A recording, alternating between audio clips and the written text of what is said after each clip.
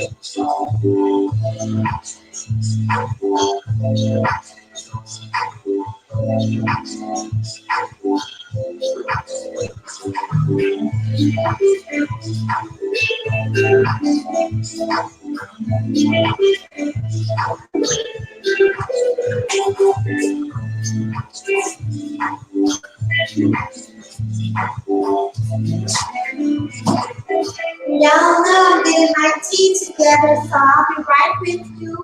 Enjoy the music in the meantime.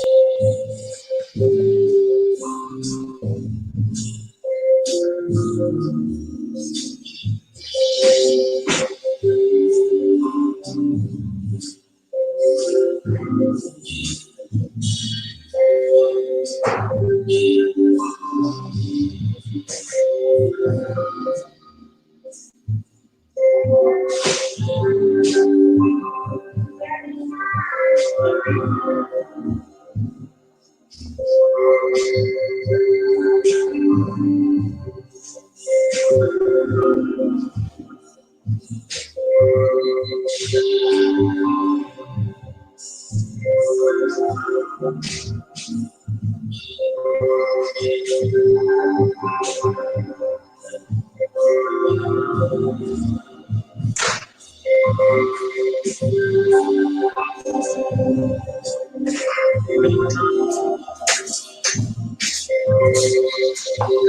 you're enjoying the sound, this is royalty-free music being provided by Epidemic Sounds.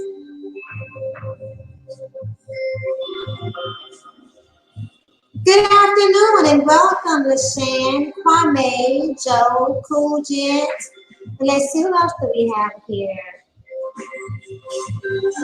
Because I'm streaming on both of my channels. Awesome sauce. Okay, let me turn this down.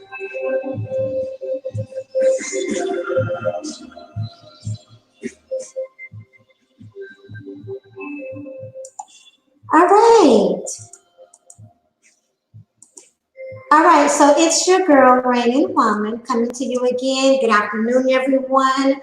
Welcome to all of my new supporters and welcome back to all of my returning supporters. This is an open panel discussion. After I do the intro and go through a few things, I want to give some guidelines first and a couple of shout outs. First of all, I say I am SYSRW. Save yourself, Waning Womban, first and foremost. But I cannot be SYSRW without being supportive of SYSBM or SYSBW, all right? Because I am considered an American Black woman, and I love who I am. I love my ethnicity. I love my cultural background. I love my environment. So there is nothing at all about being an American Black person or an American Black woman that I hate. Nothing. Not even the struggle or the journey. I think it's one of the things that makes us who we are in our strength. So there is no zero self-hatred or ethnic hatred or cultural hatred over here. Okay? I am pro-Black. I am pro my people. I am pro-Black family. Period. All right? I am. So you can check my series in my playlist, My Coffee is Black, where I address a lot of issues and look for solutions and have discussions based upon that premise, because no matter what, I am pro-Black and pro-Black families first. Period. Period. And once again, I cannot be that without being pro-Black men, right? I just can't. So I actually had this stream scheduled this back in January. I'm glad I didn't do it yet, because ironically, the ghost, hi love, good to see you. Welcome, the ghost, JSP, because I'm glad I didn't do this yet though, because the Black Brain Trust, shout out to the Black Brain Trust, did a very in-depth discussion on SYSBM last night. So you may want to go and check out, hey Chaos Rain, you may want to go and check out the Black Brain Trust as well, the stream they did last night on SYSBM. I cannot do this also without acknowledging the mad bus driver X. I believe his thing he goes by is the mad bus driver X. And I'll grab that link in a minute. Cool Jen, thank you. Because he is the one that started SYSBM. So I'm going to definitely acknowledge him while having this discussion. So I don't think it's fair to have a discussion like this and not acknowledge the beginning or the originator of the conversation. This is not a discussion or a stream to bash the black man or bash the black woman or bash the movement or the philosophy. Let me be very clear about that. So I hold a very respectful streams, very, very respectful channels. And my mods know that that is, that is how I not only run my streams, but that is also how I run my chat rooms. So I tolerate zero disrespect towards myself, hi Tehran, or towards anyone that jumps on the panel, okay, period. So mods, by all means, please be on point, in trying to detract to the conversation or be disruptive or disrespectful, because that will not be tolerated in the least bit. So, if you've been following me for a while, you know that I am a very strong supporter of the Black Brain Trust. I am very fond, I'll make no qualms about it. I am very fond of Mike V, very fond of complex design, and the guys over in the Black Brain Trust. As a matter of fact, one of my best interviews on this channel, check out my playlist for the Womban Conversations, was when I interviewed the Black Brain Trust over here. Also, we cannot have this conversation without talking about what I've been hearing a lot, and that's really being brought to the forefront of what SYSBM is, especially coming from the standpoint of the Black Brain Trust, is Black Male Agency. Black Male Agency. So what is the Black Male Agency? It is Black men making decisions that are best for themselves. And let me do this as well. Hold on a second.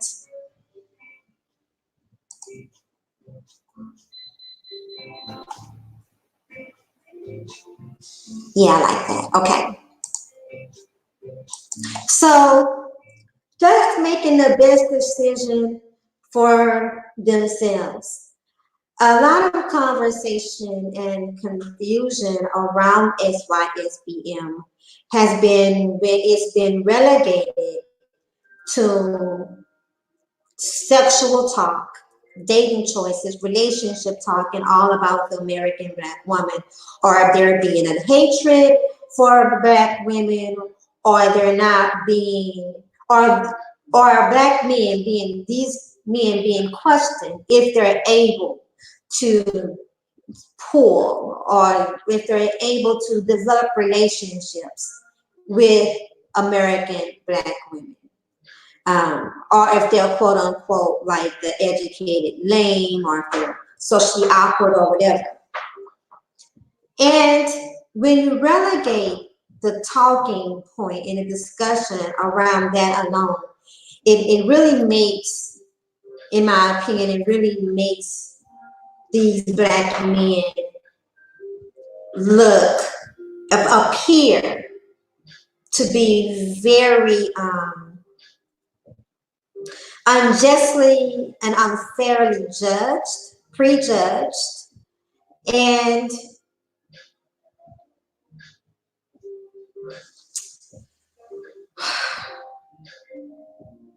diminishes their value, diminishes their quality, diminishes the quality of even their thinking, right? And I understand that also a lot of it seems to be wanting to confine Black men, American Black men, to the community or to the concept of saving, rescuing a community that they had no part in its destruction and therefore should not be forced to commit to fix it, to repair it. LaShawn says, my job is to breathe God air and figure out the rest. Least air fresh. Right on, LaShawn. While there may be in some of this, and to be fair in this conversation as well, I have not partaken in every conversation. Okay, I have not listened to every. I have not listened to numerous discussions surrounding it, because most of the discussions is being had in the manosphere, and I have exited the manosphere arena. I've made an exodus. So but I do want to go ahead also and acknowledge how I even found my way, around the manosphere. Started with Jada Black channel. Shout out to Jada Black and Immortal Soul. And then I found, just found my way around into a few other channels. And I'm one of the first women to be a full supporter, a non-stop supporter of the Black Brain Trust.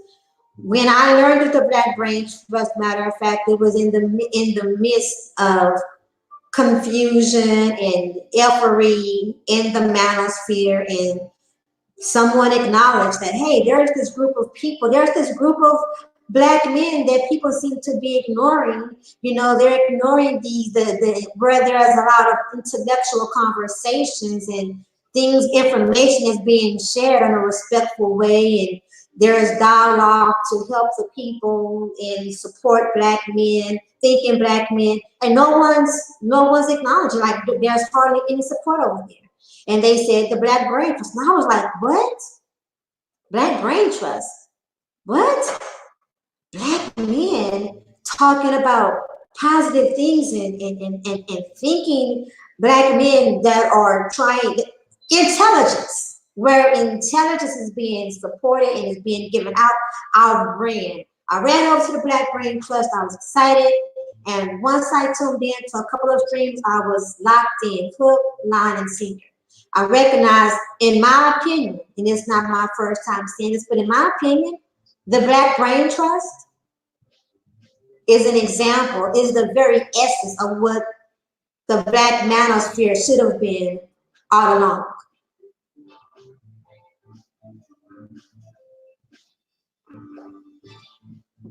In my opinion, the Black Brain Trust is what the Black manosphere should have been all along. Now, that's a personal, biased opinion, but it is what it is, and I stand by that. But be that as it may, I was driven to their intelligence and the information that they were giving out. And it really helped expand my own knowledge base about the science world, the technology world, even the more so, and where I found it to be important. I already knew it was important, but they helped break it down, and they just really helped draw me into it even the more so, right? And it has made a tremendous difference. So once again, I support the Black Brain Trust 2000%. And while it is male space, they are definitely open and allowed and supportive of the Black women voices over that as well. We don't run it, okay? But they don't go on these long, eternal female bashing sessions. All right. I broke my sock. Oh, here's my sock. So the discussion that was had last night on their channel, I think, was probably one of the better discussions that I have had privilege to listen to. And I didn't stick around last night for the whole stream. I tuned in the beginning, and when I felt like it was really more, for the men, like it really needed to be more of the men's voice and the men's space, I exited out. I dropped back in towards the middle, and I dropped links because I'm mod over there. And so I dropped some links and I stuck around a bit for the ending. But I listened to the whole thing before coming on now. Pretty long stream. And a couple of ladies actually jumped on the stream last night, jumped into the discussion. So shout out to, I'm not familiar with this Jessica person, but there was, I think, Jessica Light, and there was Elise that dropped in on the discussion.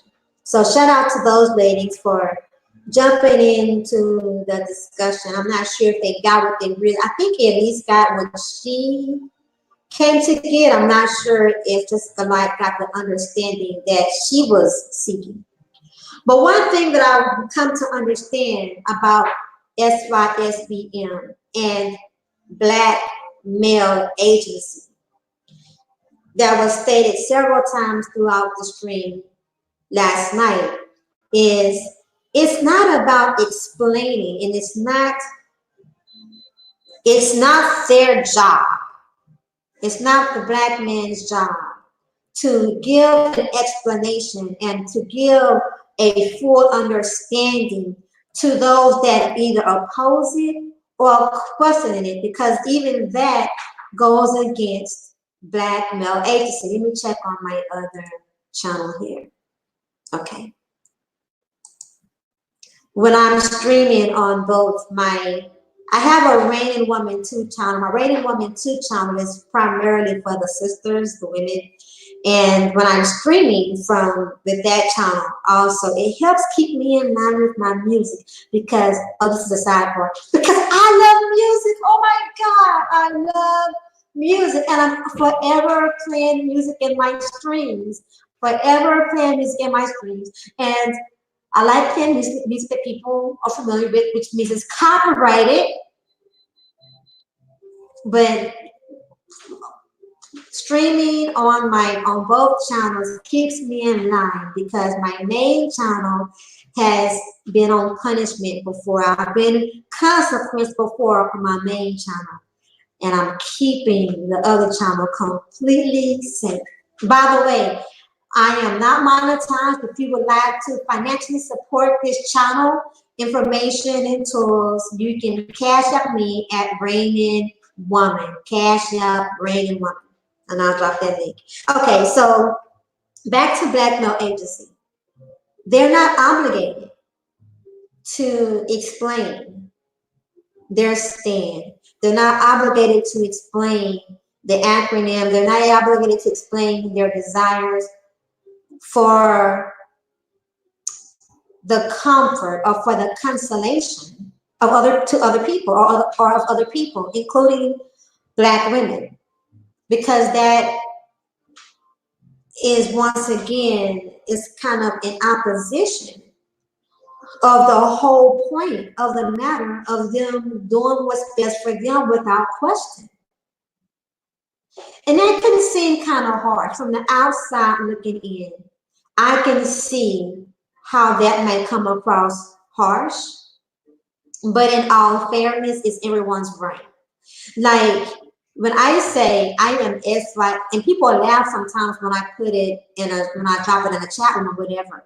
When I say I am SYSRW, reigning, I'm Save Yourself Reigning Woman. Being SYSRW is not open for debate. It's not open to questioning, none whatsoever. It's not open for someone to try to convince me to not do what is in my best interest as a human being, as a Black woman, as an American Black woman, as a woman in general, as a Black person in general, as a self-preservation. It's not open, saving myself, doing what is best for me, living my best life is not open for debate. It's not open to make any and everyone understand why I'm going to put me first. And I'm going to put me first. I'm going to put the only person, the only thing that comes before me is God, the creator. Period. That's the only thing. I have to, in order for my survival, and me living my best life, means I have to put myself first.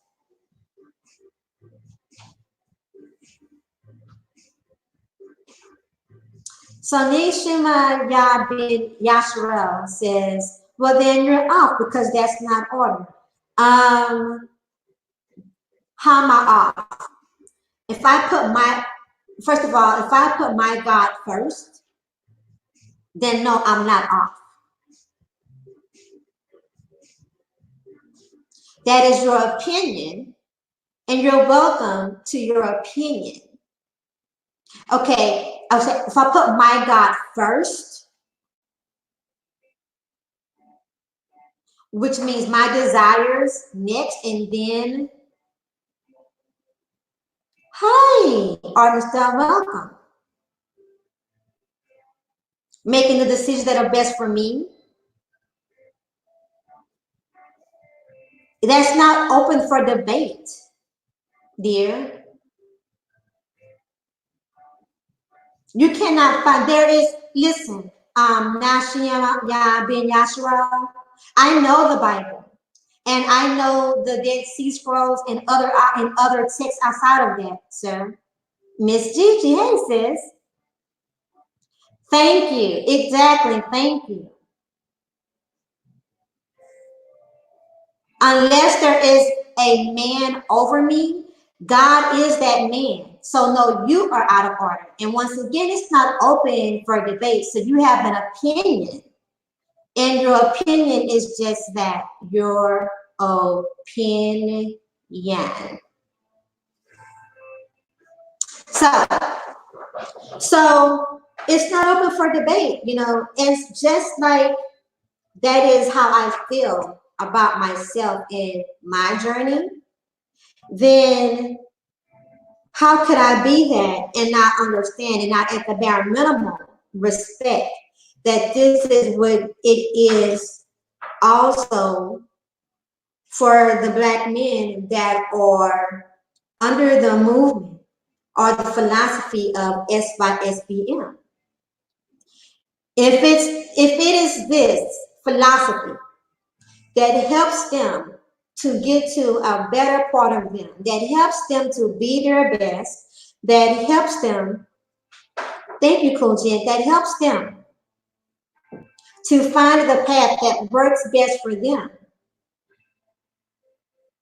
then who am I to go against it? And how could I be supportive of Black men and not support them doing what is best for them? If I can't support them doing what is best for them, I cannot expect them to respect and work in my best interest, inside or outside of the quote unquote community.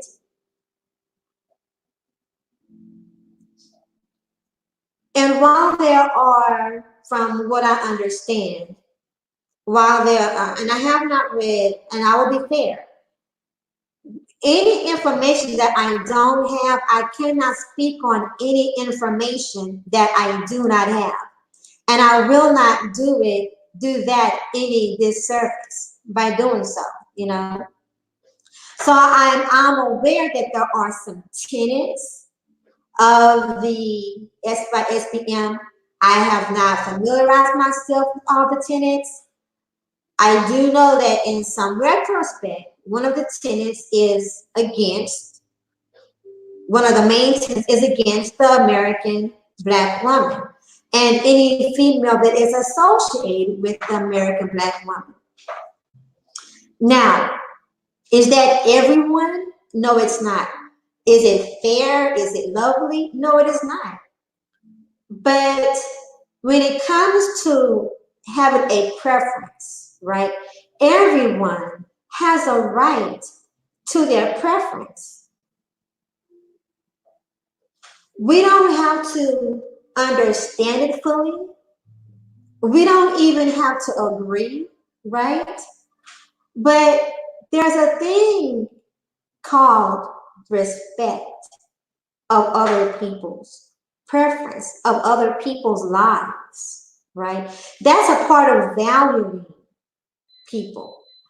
And I also get, like I can totally understand how for those of us who only want to marry, build families within our culture, within our race, I can understand how having any kind of venture towards that, be it frustrating, be upsetting, and be confusing. I can completely get that. And I can completely get for Black women, for my sisters.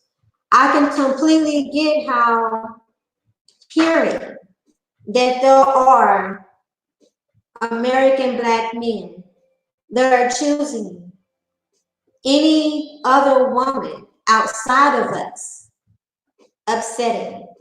I can completely get that too.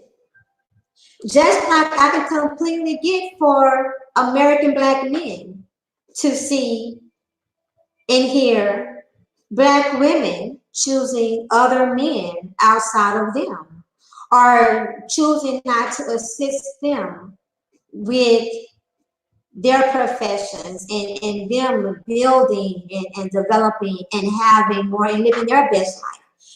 In that regard, it's twofold. But at the end of the day, it still boils down to choices, rights, and preferences. And being respectful of that. As harsh as it may seem, and make no mistake about it, I get that it does seem harsh. As harsh as it may seem,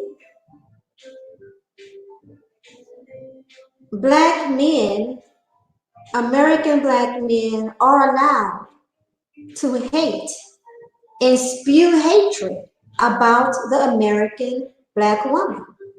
It is a human right.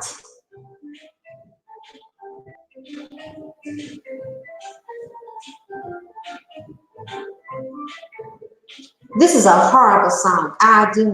Nope, I'm not hearing this one. Summer Strolls, there'll be no Summer Strolls. No Summer Strolls.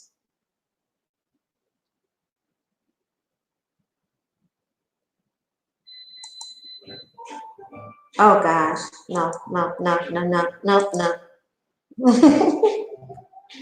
No, not that one either. Y'all forgive me, but I have to. I can't. As much as I love music, I can't just let anything just play in the background. Okay, no, I'm changing genres. Changing genres.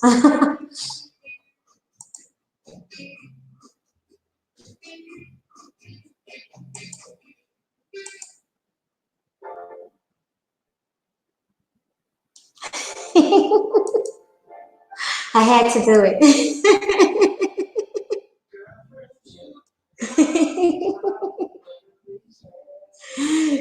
You said it wasn't. Cooches, I just can't stand the division between our people. And I get it. So let me say this too. Even for American Black women, as harsh as it may sound and as rough as it may be to take in, to hear some Black women spew their hatred and their disdain about American Black men. It's their right. It's a human right. The ghost says, I'm going to make you some music before I leave America. Thank you, the ghost. And you know, I would greatly appreciate it, love. Greatly appreciate it. So listen, I don't have all of the answers, of course, about the SYSBM, but I do understand Black male agency. And I respect and I support Black male agency. Some of us, listen, some of us are going to get along. Some of us are going to stick together. And some of us are not. But it would be it's a misrepresentation of thinking that SYSBM means that all these Black men are going to have nothing at all to do with Black women, Black men, Black communities, Black society. It's not that. While that may be the talking points and the perspective of some, it is not the stand and the viewpoint for all. So I guess this is where I throw in, not all of them are like that. And we all hate that. Like, I know in the Black Manosphere, they hate hearing, not all women are like that. And Black women hate to hear somebody say, well, not all Black men are like that. Listen, the bottom line is not everybody's like that. Not everybody's like that.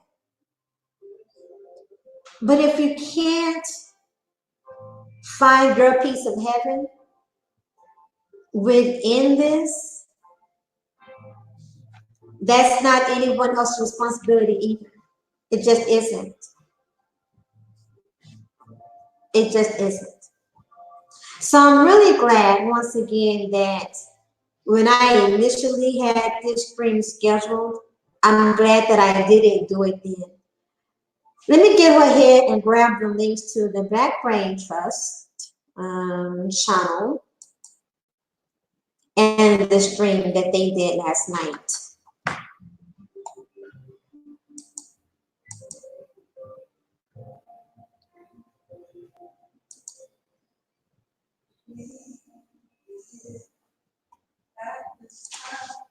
Grabbing it right now. Okay.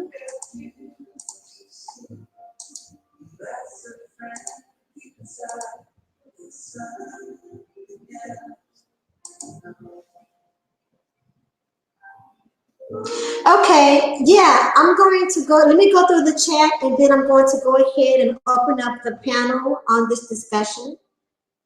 Let's see here. So let's see here. So let me see. The ghost said earlier, let it be known, this is nothing new. This has always been there, especially in our community. When you have a race of people and in survival mode, everything look good, feel good, and sound good. Then let's see here.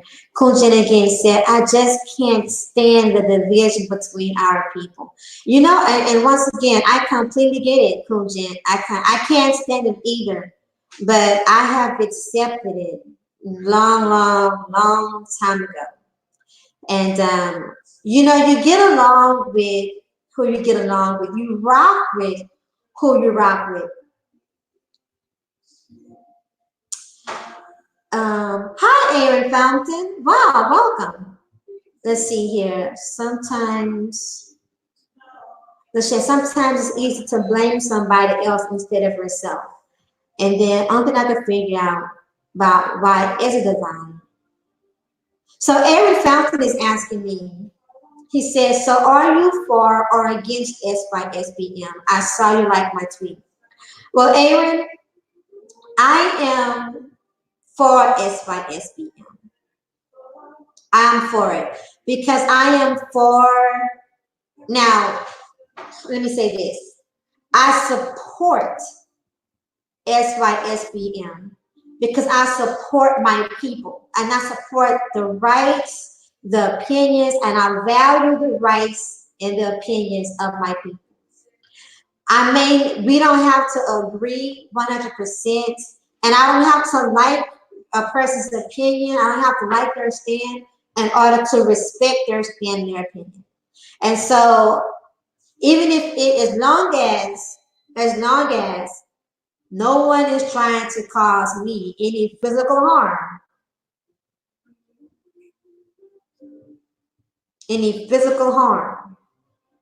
they can do whatever. I am not trying to make black men only marry black women. I'm not trying to make black women only marry and have families with black men of African American descent or any other location or descent.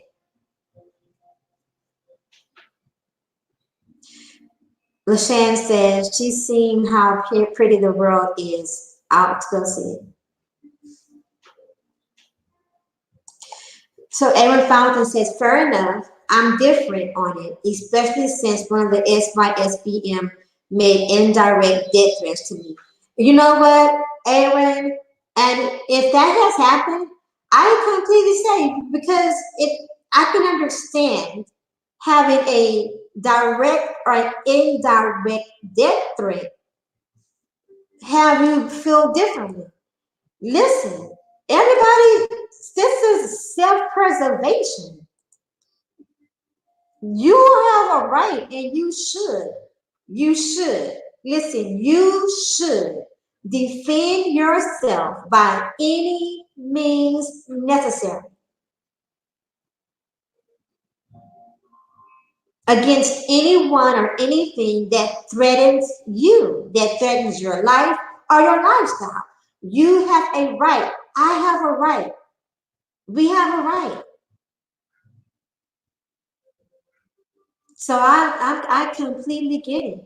And by the way, welcome to my stream and the channel. So I'm going to go ahead and drop the link if someone wants to come up. Once again, this is I run a respectful channel.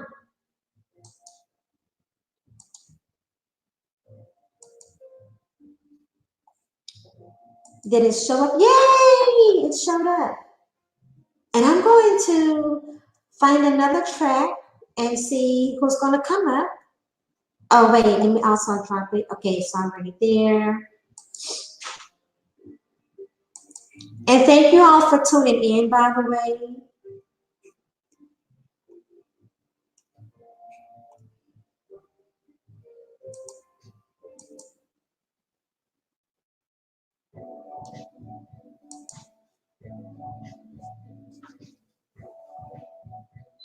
You're welcome. Aaron says thanks. I have to leave now because I'm working. Aaron Fountain, you're welcome. Have a wonderful day.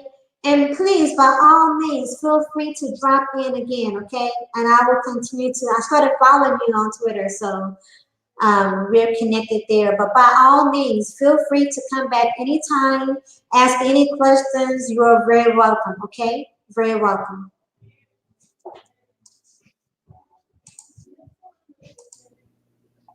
Jay, oh my gosh, it's so good to see you. Welcome. It's so good to see you too. And I have to apologize.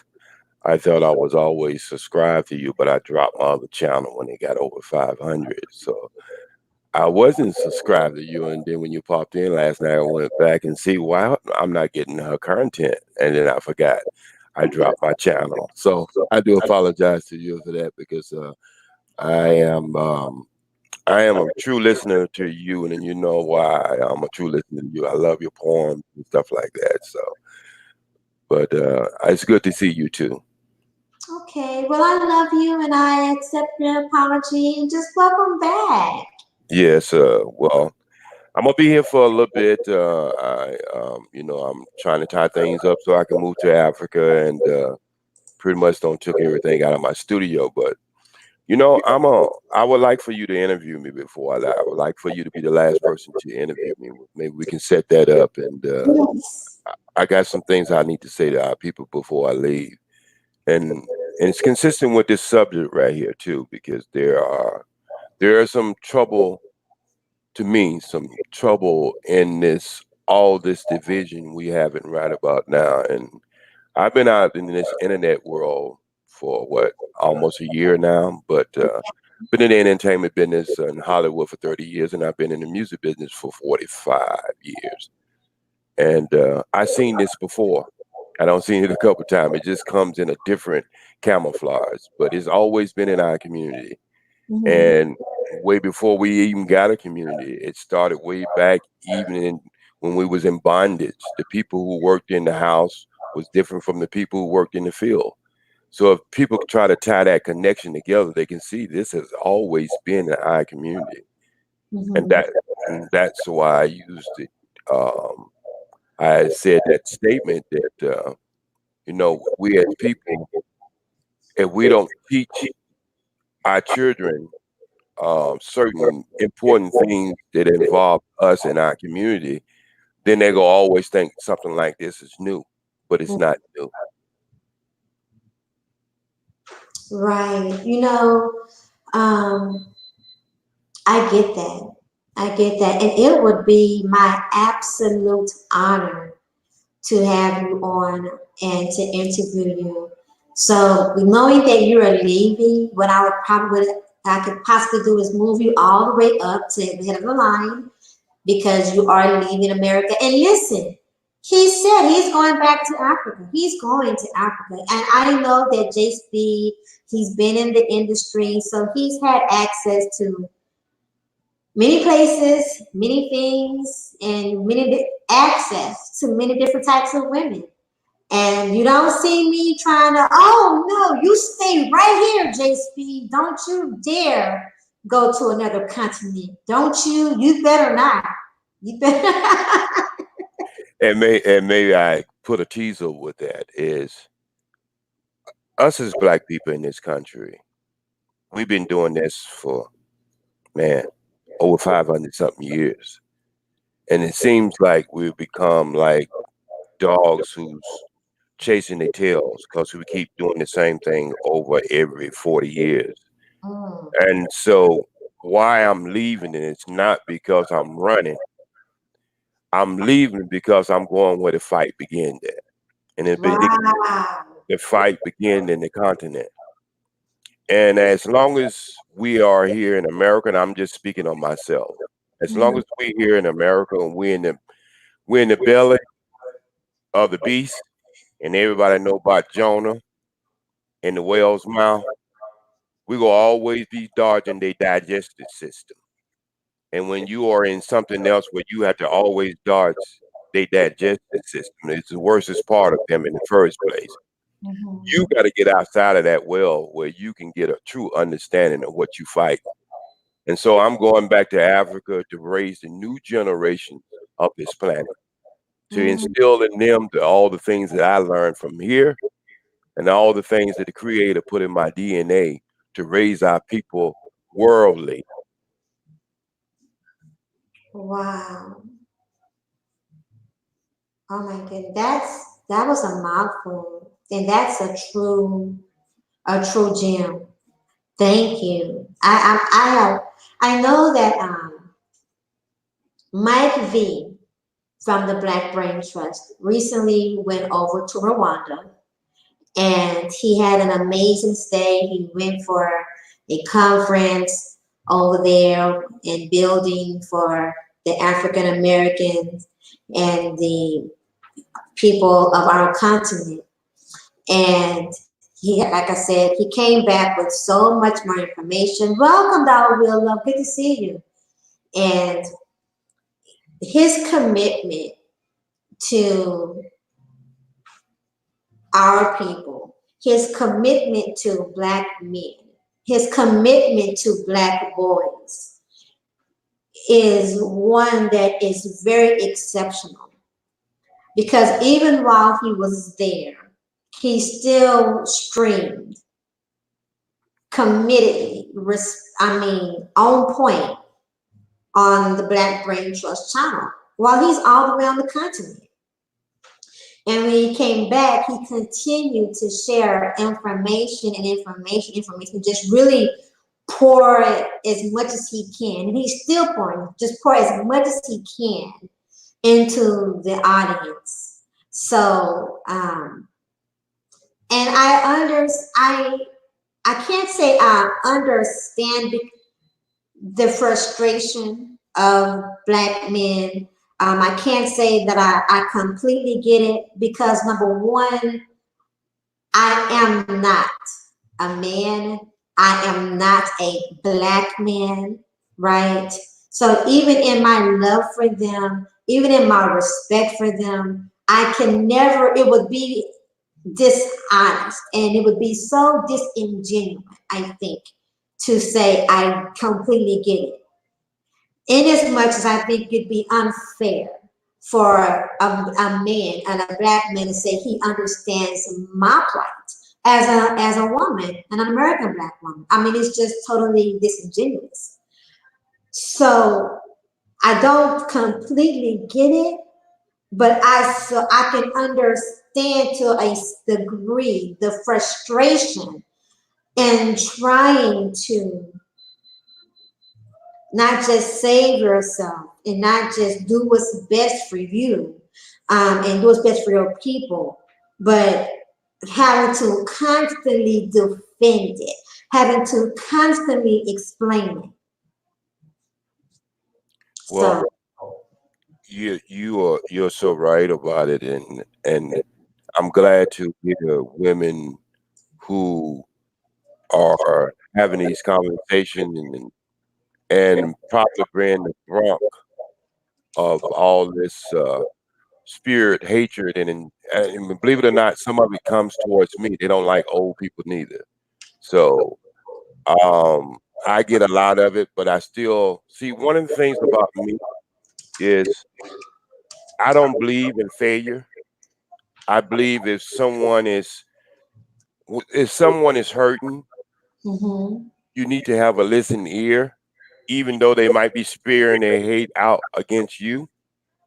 But I've always been a person who believes that I am a spiritual person. I can take it and I can listen. I give them that right to sound off whatever's hurting them because we all, for whatever reason, as human beings, we need a relief valve. And mhm, sometimes you have to let that person release that valve before that pressure busts because pressure do bust pipes. right, And we wouldn't want somebody who having that all inside and not having a place they can release that and go out and really cause a traumatic or harm our community. mhm, But with all that said, then there must be a conversation about solutions. And if you are explaining your dismay with our community, I think we should have the right to ask you or explain your reasons too. mhm, And so when we do that, we open up a conversation. One thing I have noticed in any places I've been, in any countries I've been, you can always use a thermostat on a community by how the women are rolling in that community. If the mhm, women are supporting their men's in that community is thriving. When the women are dismayed from their men's, that community is down. Let me just give you a sample of what I'm talking about. You take any community that you have women who are streetwalkers uh-huh, or prostitute, and you look at that community, that community is not thriving. Mm. You take a community where you got guys hanging out on the corner and just shooting the jive and all that, I guarantee you, 75% of that community is still thriving. And see, this is what we don't understand. See, people judge us, and I'm talking about people who's not melanated, don't have our melanated skin color. They judge us really on how our women respect us. And that's all around the world. It don't change. When we dropped a bomb on Japan, they women could have had said to them that y'all lost the war, y'all ain't nothing, y'all will never be nothing. But them women joined together with that defeat of that bomb, and they came up with a 600-year plan. And from the 1960 all the way up to 1985, there's nothing you could have bought in America that was imported, didn't have Japan on it.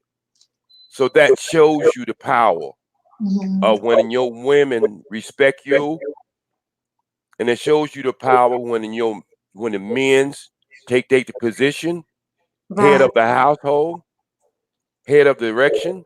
And don't mean that that woman is walking behind you. That woman is walking side by side with you, because y'all pushing through all this cement jungle together. And when y'all understand that in America, that's when the power will rise. That's when people will see you in a different light. But all this bickering that we are doing, and let's don't get it twisted and think this is a real big thing. They want you to believe this is real big. You got to understand, we got which they won't never tell you. We got over 50-something million black people in this United States of America. And if you look at the biggest channels on the internet as far as black YouTube, we're not even talking about a BB in a cup. So what we think is big is really not as big. And I know this too. People usually roll with people who think like them. So when they start talking about, well, I talk to people all the time and they say the same thing. Yeah, because that's who you rolling with. But how about the places that you won't even walk in the building that ain't rolling with you like that, and you hear a different story? And so sometimes we gotta take a lot of this with grain of salt. But this little intimate fighting we have and within our community has always been there. Don't you ever believe it's not? Because I know all of you have heard this. Crabs in a pot, always trying to pull somebody down. But let's look at it the other way. That water is hot. When you put crabs in a pot, that water is hot. It's not trying to pull the person down. It's really trying to reach your hand out so they can pull you up. See, we're always trying and looking at the water in the wrong way. It's half empty versus being half full. Wow. Hold on a second. Judge Trey, I apologize. I didn't check back to see if anyone was in the stream or waiting to get on. So please come back. I welcome you here. And we have also here, now let me give Jack Spade a one. Now, Jack Spade, my darling, you have a tendency to go out chasing the wildebeest from time to time. So I'm going to ask you to stay within the constraints of the conversation. Okay, Jack Spade? And we're going to Don't I ever? But I'm gonna let Jay finish up. Okay. All Jay, right. go ahead and continue before So Jack. what I'm saying is, I don't have all the answers neither, but I do ask good questions, and that's how you get good answers. And so throughout my 60 years on this planet and raising 5 children, and 3 of them as a single father in California, which is pretty much hardly ever done. And that's no bragging on me, because when one falls down, the other one supposed to pick up. I shouldn't get no kudos for that, because that's my responsibility. It took 2 to make them, and it takes 2 to raise them. But if one falls down, then you got to pick up that responsibility. So what I'm trying to tell the people that I'm rolling with, or the people I'm trying to have conversation, because I have conversation with people that I absolutely 100% disagree with. But as long as the conversation line is open, then we might be able to reach each other one way or the other. I might learn something from him or her, and she might learn something from me, or he might learn something from me. As long as we keep this line of communication open, people, we have a chance. But when Right. we shut down, then we don't have a chance anymore. Man, you know what? And let me before Jack Spade chimes in, let me comment on what you said as well, because I fully believe in the conversation and that the dialogues need to happen.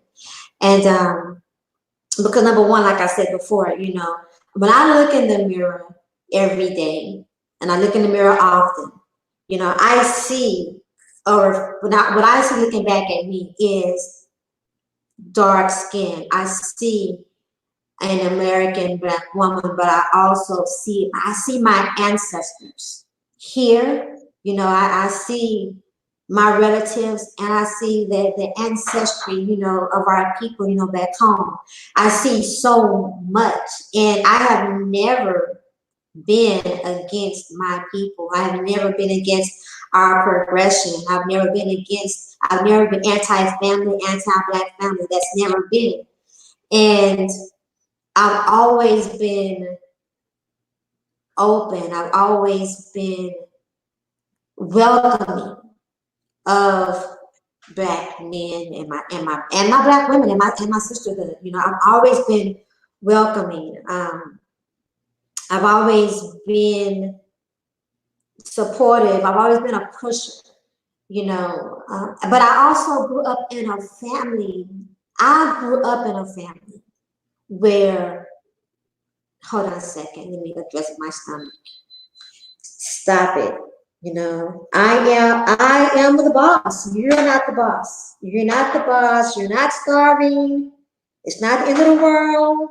It's not the end of the world. So take this tea, enjoy this tea, and let me get through this drink. Please and thank you. I talk to my belly. I do. My belly gets disrespectful and tries to overtake conversations sometimes. So I talk to my belly. You supposed to, because you in control. You supposed to. And that a lot of times is a part of my point. Like, I am, if you can't master your body, if you can't master your appetite, you won't be able to, and you know, you can't discipline yourself anyway. Otherwise, you have to begin to discipline your mind, your body. You have to be in charge. You got to be in control. So you get it. Thank you. But sometimes I grew up in a family where my brothers, my uncles, cousins, and everybody are encouraged to live their best life. They're encouraged to progress. They're encouraged to make decisions and everything that is best for them and that helps them to thrive. They're encouraged to thrive, right? So a lot of things that I was hearing around this fear, you know, was something completely different and something just completely completely out of my understanding, because it was not what I was accustomed to. But it also helped me to have conversations with other people where that actually, in my real life, where that was part of their experience. And then it helped me to also have conversations where, you know, and you start conversations with people like, now I have no idea what you're talking about. It sounds like nonsense to me. So, but it was a conversation that I felt like needed to go ahead and be sparked. Just because I didn't have an understanding of it online did not mean that it was unimportant or that it didn't or wasn't happening. Some things were not happening to other people around me. And I just was not aware. So I'm grateful to that. And then also, it helped me to learn to take on the harshness of some of the conversations and some of the dialogues and not take it personal, even if some of it may have been personal, that it's not really about me, right? But it also helped me to be able to know how and when to remove myself from certain conversations or channels or whatever where it could cause a disruption within myself or my environment unnecessarily. Does that make sense? Totally. I had to remove myself from channels like that, myself in them kind of discussions. When I felt like I wasn't helping and I was disrupting it, I had to remove myself. Thank you for listening. If we have nothing else to say right now, we'll go ahead and let Jack Spade chime No, in. go ahead. Okay, stick around. Jack Spade, go ahead. And Jack Spade, now stay on point because I'm going to take us. I have to return a phone call really quickly. Jack, Don't I always stay on point? Jack. But let me start by saying I'm sorry to hear about your car accident, Raining. Oh, thank you. Anyone that can walk away, anyone that walks away from a car accident, doesn't matter how minor or major, can walk away from it and talk about it and keep on moving. That's a testament of modern technology. Thank you, and you're right. But That was devastating. I was devastated. Thank you, though. I appreciate it. since I didn't get a chance to mention it to you in person, well, over the internet, but so my deal with the SYSB, I stand behind it. SYSBM, I stand behind it 100%. Unfortunately, what the fellas are going to have to understand is the proof is always in the pudding. You're going to have to pretty much show your work. Unfortunately, life is kind of unfair where you can have some great ideas, but the only time people are going to really take notice is once you start showing proof. I mean, concrete proof. And even then, once you do establish some proof, you're still going to have naysayers and you're still going to have people question you. So that just comes with the territory. But I think we've gotten now, yes, I'll say we've gotten now to the point where SYSBM is pretty much going to have to be more action than talk. So that is what I keep trying to tell the young men, since most of them are younger than I am, that, hey, talk is cheap now, fellas. You're gonna have to show some work. You got to bring some proof. I mean, you know me, a shorty growing up in New York City. I said a lot of times, I'm getting out of here. I'm moving up out of the city. I'm getting away from here. And my talk was cheap. I really didn't get any props until I moved completely out of New York City and didn't return for decades. So that's pretty much where SYS movement is now. It's going to be less talk, more action, and when you do create the achievements, you can't be fronting, you can't be flexing. You got to kind of stay kind of low key and modest, and just continue on with the next successes and continue on with the next successes, and be honest with the failures and shortcomings. If something fails, something comes up short of goal, be honest about it, and take it from there and keep it moving. That's where SYSBM is at this moment, in my perspective. I get that. You know what? And I can definitely appreciate your share on that, Jack. I think that though, I think that the conversations must prevail. I think while I don't believe that they have a responsibility to continue to explain themselves or continue to try to make people get it, especially if they get frustrated within the conversation or if they get frustrated with people really and truly not trying to have an understanding. And I can get that. I can get that there are some people who are inserting themselves in the conversation but as a detractor more than trying to get an understanding.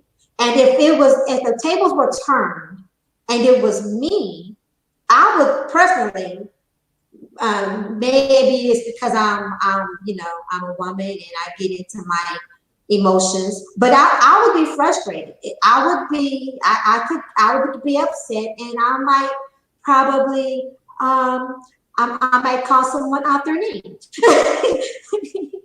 I might say, leave me alone. So my But sister, huh? go ahead. I was going to ask you a question.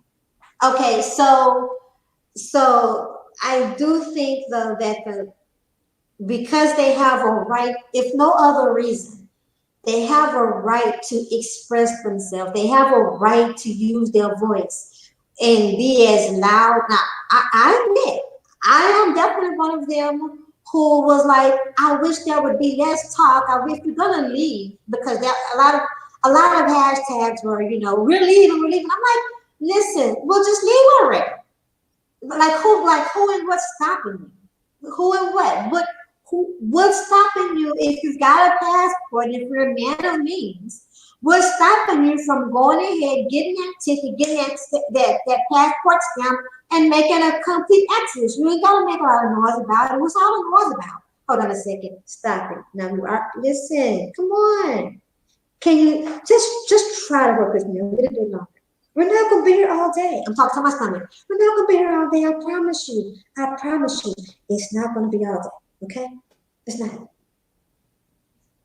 So my question is to you, my sister.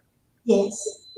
Just because people are involved with something, would that make them a diplomat or would that make them a spokesman? And I think that's where some of the problem is coming from, due Mm-hmm. to the respect of the technology today. Everybody could be a news anchor, everybody can be a reporter, anybody with an iPhone or any kind of smartphone could get on any panel or any internet and speak of something they just got. I'm trying to take this as like when I first got into the Nation of Islam, or when I first became a Christian, or whatever I became.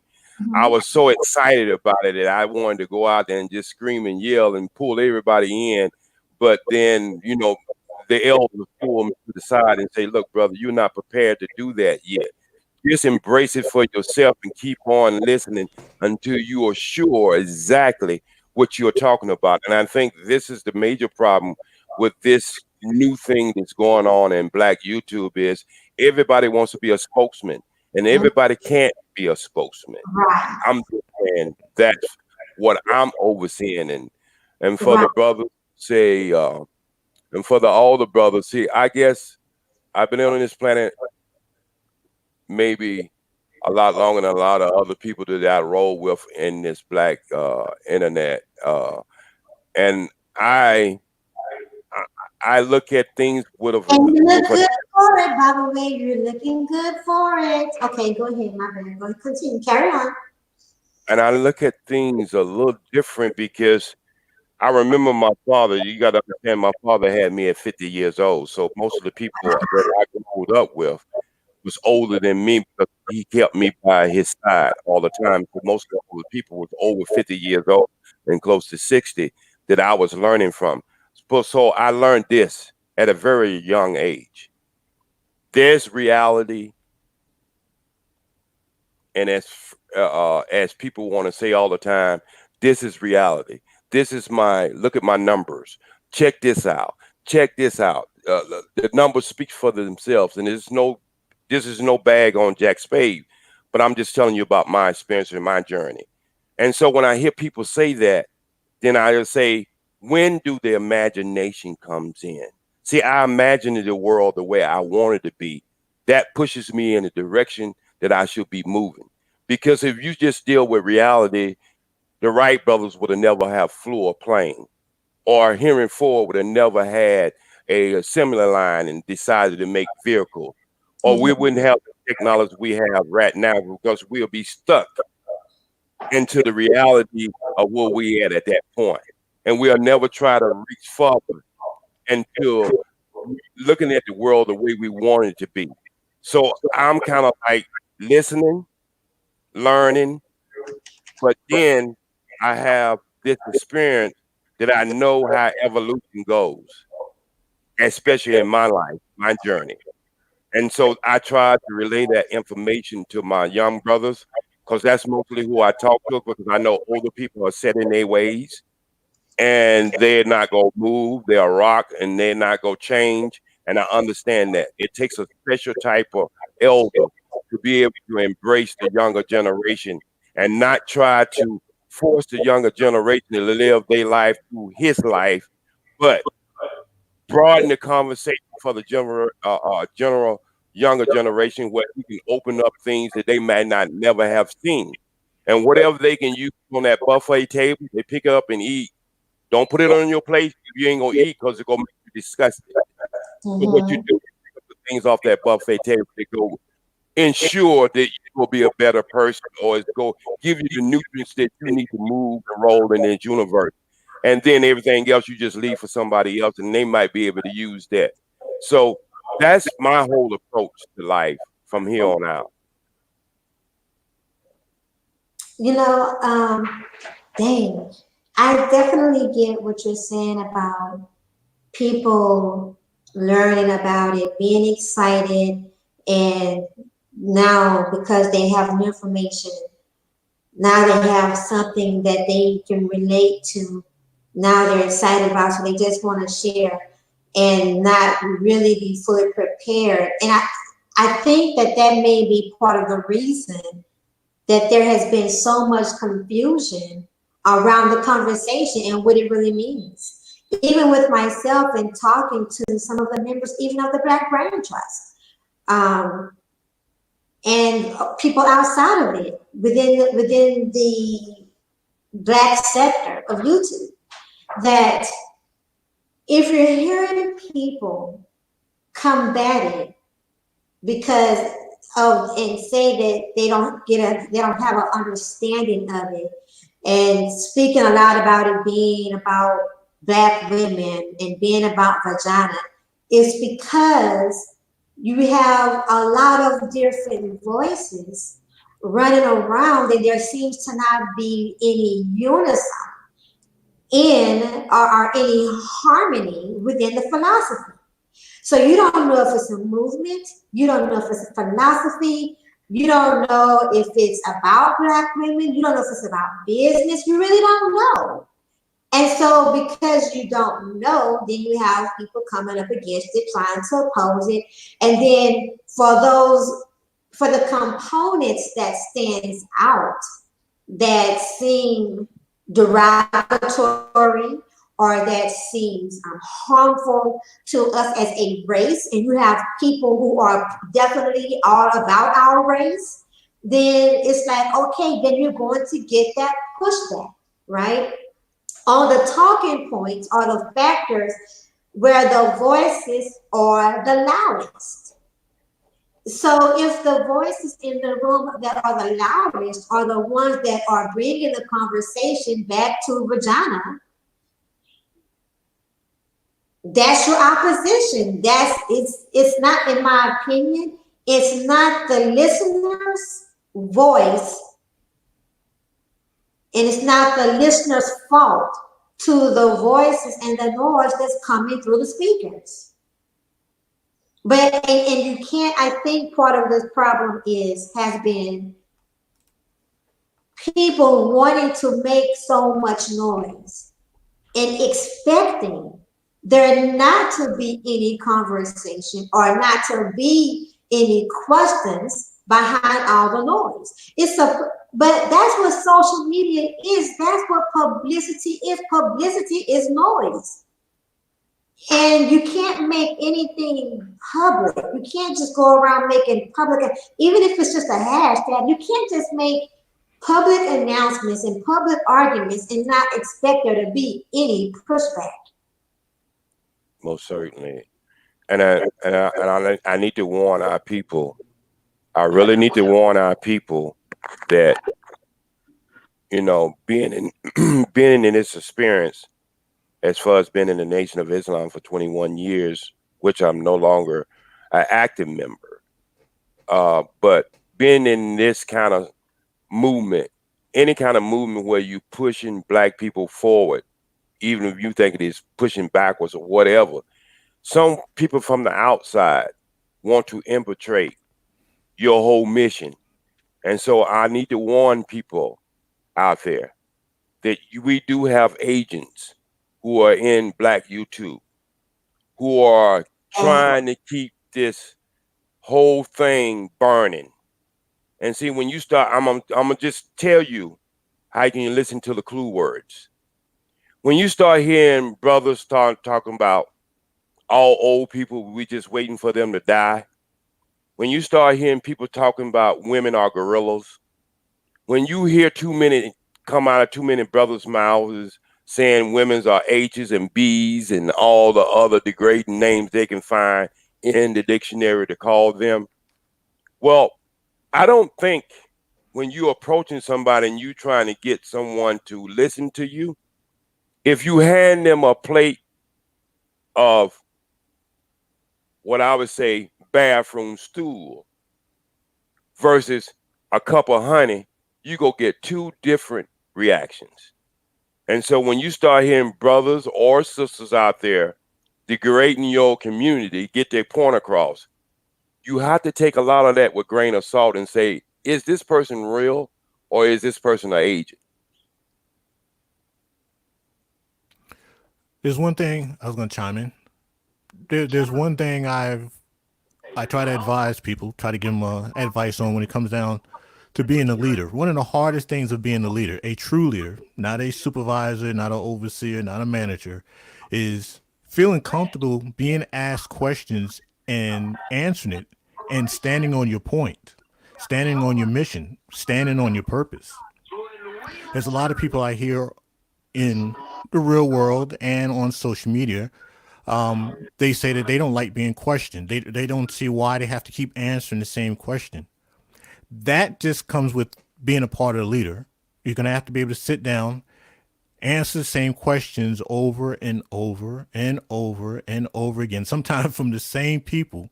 But then you still have to be able to turn around and show proof of your intentions. It just comes with the territory. If a person is not comfortable being asked questions about their purpose, to me, they're not ready to take on a leadership position. Now, they may be great bosses, they may be great supervisors, they may be great team leaders, but they are not in a position to be a leader beyond that crap that they teach in MBA school. Some people ask, why is it I talk so much about being a father and at one time being married? I try to explain to him that's why I actually had to learn and put into practice a leadership position. I'm laying next to someone that I've already told her 25 different times that this is the reason why we need to go on this path, and this person is asking me for the 26th time, why do we have to do it like this, and why we have to do it like that? But that comes along with being a leader. It's if someone, like I said, if someone doesn't want to be bothered with that, then you're not the right person to be trying to take on a leadership position. So with the gentleman that's in the SYSBM ideology, I wouldn't even call it a movement. Just be prepared to nail down your points, repeat it time and time again, and defend the position that you're taking. To me, it's fun answering questions because it at least gives me a chance to think back on what am I doing to see maybe if there's something that I'm missing. I don't take offense to it. I take it as a learning and solidifying aspect to being a leader, and that's my point. And that's a very good point, my brother, because one of the first things that I learned when I started to get into real knowledge and understanding real knowledge is I read a book called How to Win an Argument by Jerry Spencer. He's an attorney who never lost a case. And so one thing he do say in that book is the best way to paint a picture is to ask good questions. because sometimes when you even asking the question, it's not just for you, it's for everybody around who might have a listening ear to that answer. And the person who's speaking that answer might hear himself say or herself say something that might click and say, you know what, that's the wrong approach, or that's the right approach. And no leader, believe this, and I'm not talking about anybody's spirituality or the Bible or religion or whatever. I'm talking about on the outside of it. There's no born leader. Leadership is learned. And to be a good leader, you have to be a good follower. Because that's why your best leaders come up through ranks. You don't go to school and learn curriculum without going out there putting your feet on the ground and doing the marching. See, Martin Luther King could have just been a preacher in his daddy's church, but he wanted more of a leadership role for his people. But the only way he came to have that quality, he had to go out there and put his feet on the ground. And he learned just as much as he taught. And so that's one thing that I have a dismay with the younger community. All of a sudden, you just become Johnny on the spot and you want to be in a leadership role.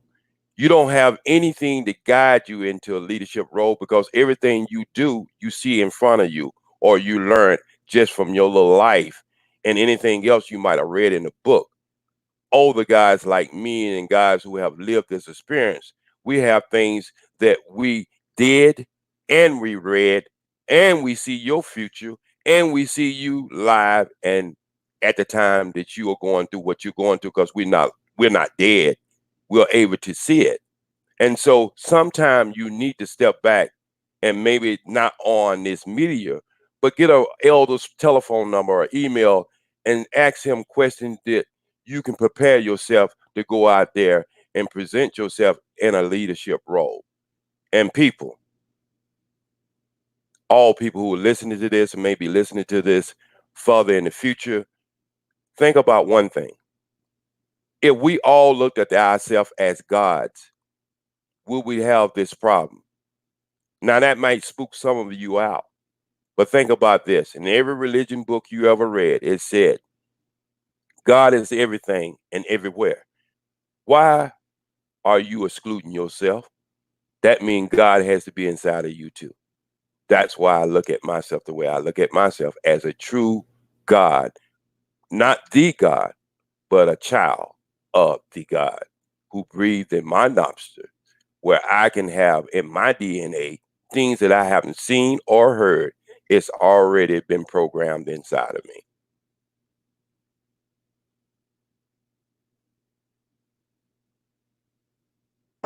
Those are some good words, and I'm going to go ahead and chime in before I release it to you guys again, and because I don't want to forget this point.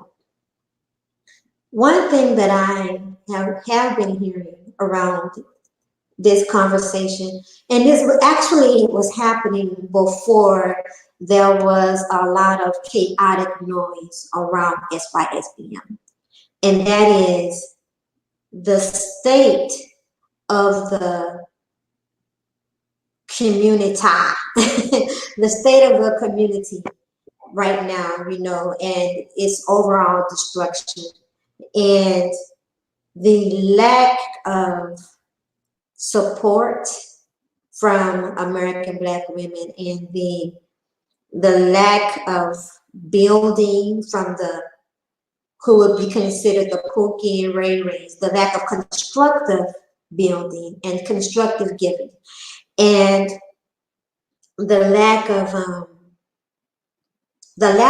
work, the lack of effort in fixing the issues that we have that seem to be prominent, especially visibly when it comes to media, because we know that mainstream media puts the worst examples of us in the forefront constantly. So even if it is not your reality, it is the reality that is being pushed and made more visible to either to be the face of our reality and the face of our representation, and to enforce it, to condition us to be our reality. So the lack of willingness to of those who are seem to be the opposers or the detractors of those following and running with this ideology to repair, to really do some groundwork and some effort to not push American Black men, progressive American Black men away. And to that I must say that work has to be intentional.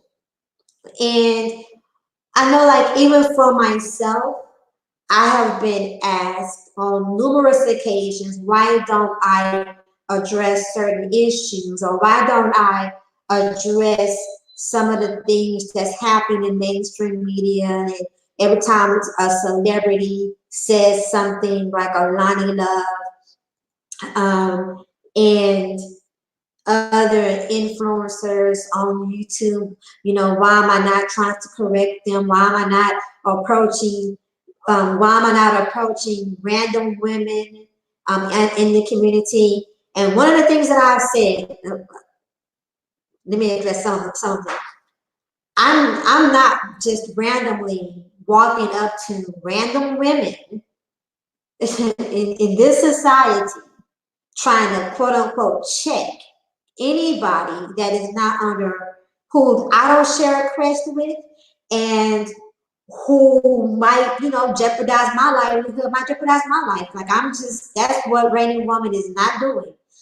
But I do the work in the sisterhood. I do have a sisterhood around me. I do have women. I do have not just, but I also have solid Black women in my real life, within my family and within friendships, where we have these kind of conversations, where we are building each other up. And I mentor other young ladies to help them to be best women for them, to be better women, to be good women. I think that is a responsibility for anyone who has gained any type of maturity or any type of wisdom. So that's a responsibility that I am intentional with and I take on. When it comes to other influencers online, where there is no connection and there's no relationship, well, that's like walking up once again, like checking some random chick on the street, which I don't do. But I have addressed I have approached and I have addressed some other influencers. Like I reached out to an April Mason. I reached out when she had her argument, and we're not going to go on into all of that. If you know who she is, you do it. If you don't, but I've reached out to her, and I got nothing. I got paid dust. Is what I got paid. Like, no attention. I got dust.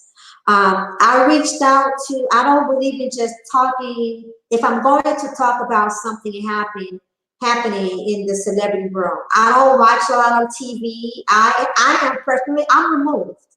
I am removed from main society in those ways. I don't deal. So a lot of times I don't even hear or know about what's going on until I see it on social media, which means I have no connection to it. But if I'm going to talk about someone or something happen like that, I make it a point to actually reach out directly to that person, because I don't feel like I feel like just doing a stream, to me, it's just like talking behind the back. So when this thing happened with, a singer, you guys know her. There's a singer, the Lakers. She was twerking. Come on, what's her name? Twerking. She was half naked. Oh my God, who is she? Anyway, whoever she is, I don't remember. But Are you talking about Lizzo? Yeah, her. Oh. Thank you. So I reached out to Lizzo. I didn't want to just do a stream about it. I reached out to her on Twitter directly. Several times. Reached out to April Mason on YouTube and on Twitter several times. And there have been other females that I have tried to approach and try to get in some constructive, corrective conversations with, and kind of met with no avail. Kind of in some instances, when I was responded to, I was responded to with out complete utter disrespect and very much dismay. Welcome, Sheila. But unfortunately, we can't take on the responsibility and save everyone. And that's the reality. But I think sometimes because when some of these voices, some of the loudly speaking voices in this sector and on these subjects they don't see the attempt on Black women to help constructively correct another Black woman, that they feel like, okay, well, everyone is against them, or all the Black women is against them, and that is not the reality. However, I will say, and not even just Black woman to Black woman, but even with other men that we could possibly have some influence, or have influence on us, and correcting us with some of the disparaging behaviors that they see, and when they are met also with disrespect for trying to be assistant with correction, then I can see how it looks like it's just pointless or to no avail. But those are just few, in my opinion. That is a few instances, because, and while that may be online, because in my real world, offline, I'm not met with disrespect when having conversations of correction and improvement with the men and the women and the younger generations in my environment. That is my reality. That is my reality. Online is something all the way different. In some regards, I can kind of understand, because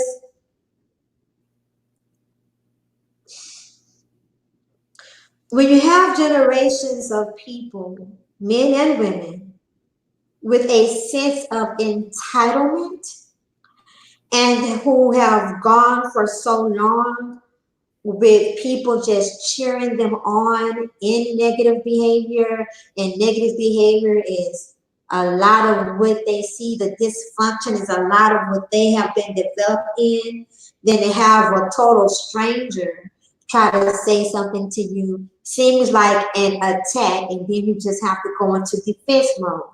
So I can kind of understand that as well. But I've been told to try to work on saying but. So let me not. I try to walk away from using the word but. Let me see if I can find this. You can say, with that being said, and you don't have to use the word but. Okay, thank you. With that being said, we still, if we want to show support of the progressive Black men, that they are not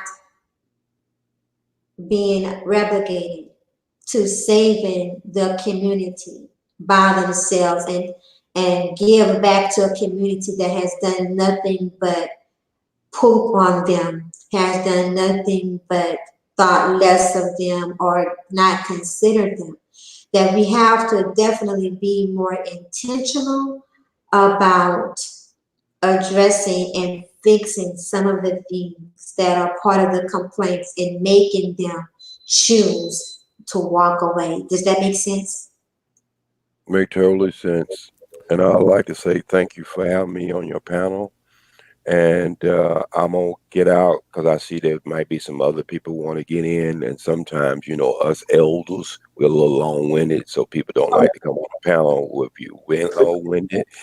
And Okay. so I'm gonna back out. And thank you. I left you my number and my 2 new email addresses in Okay. your channel, so you can get in touch with me. I do have some things I like to give you before I leave.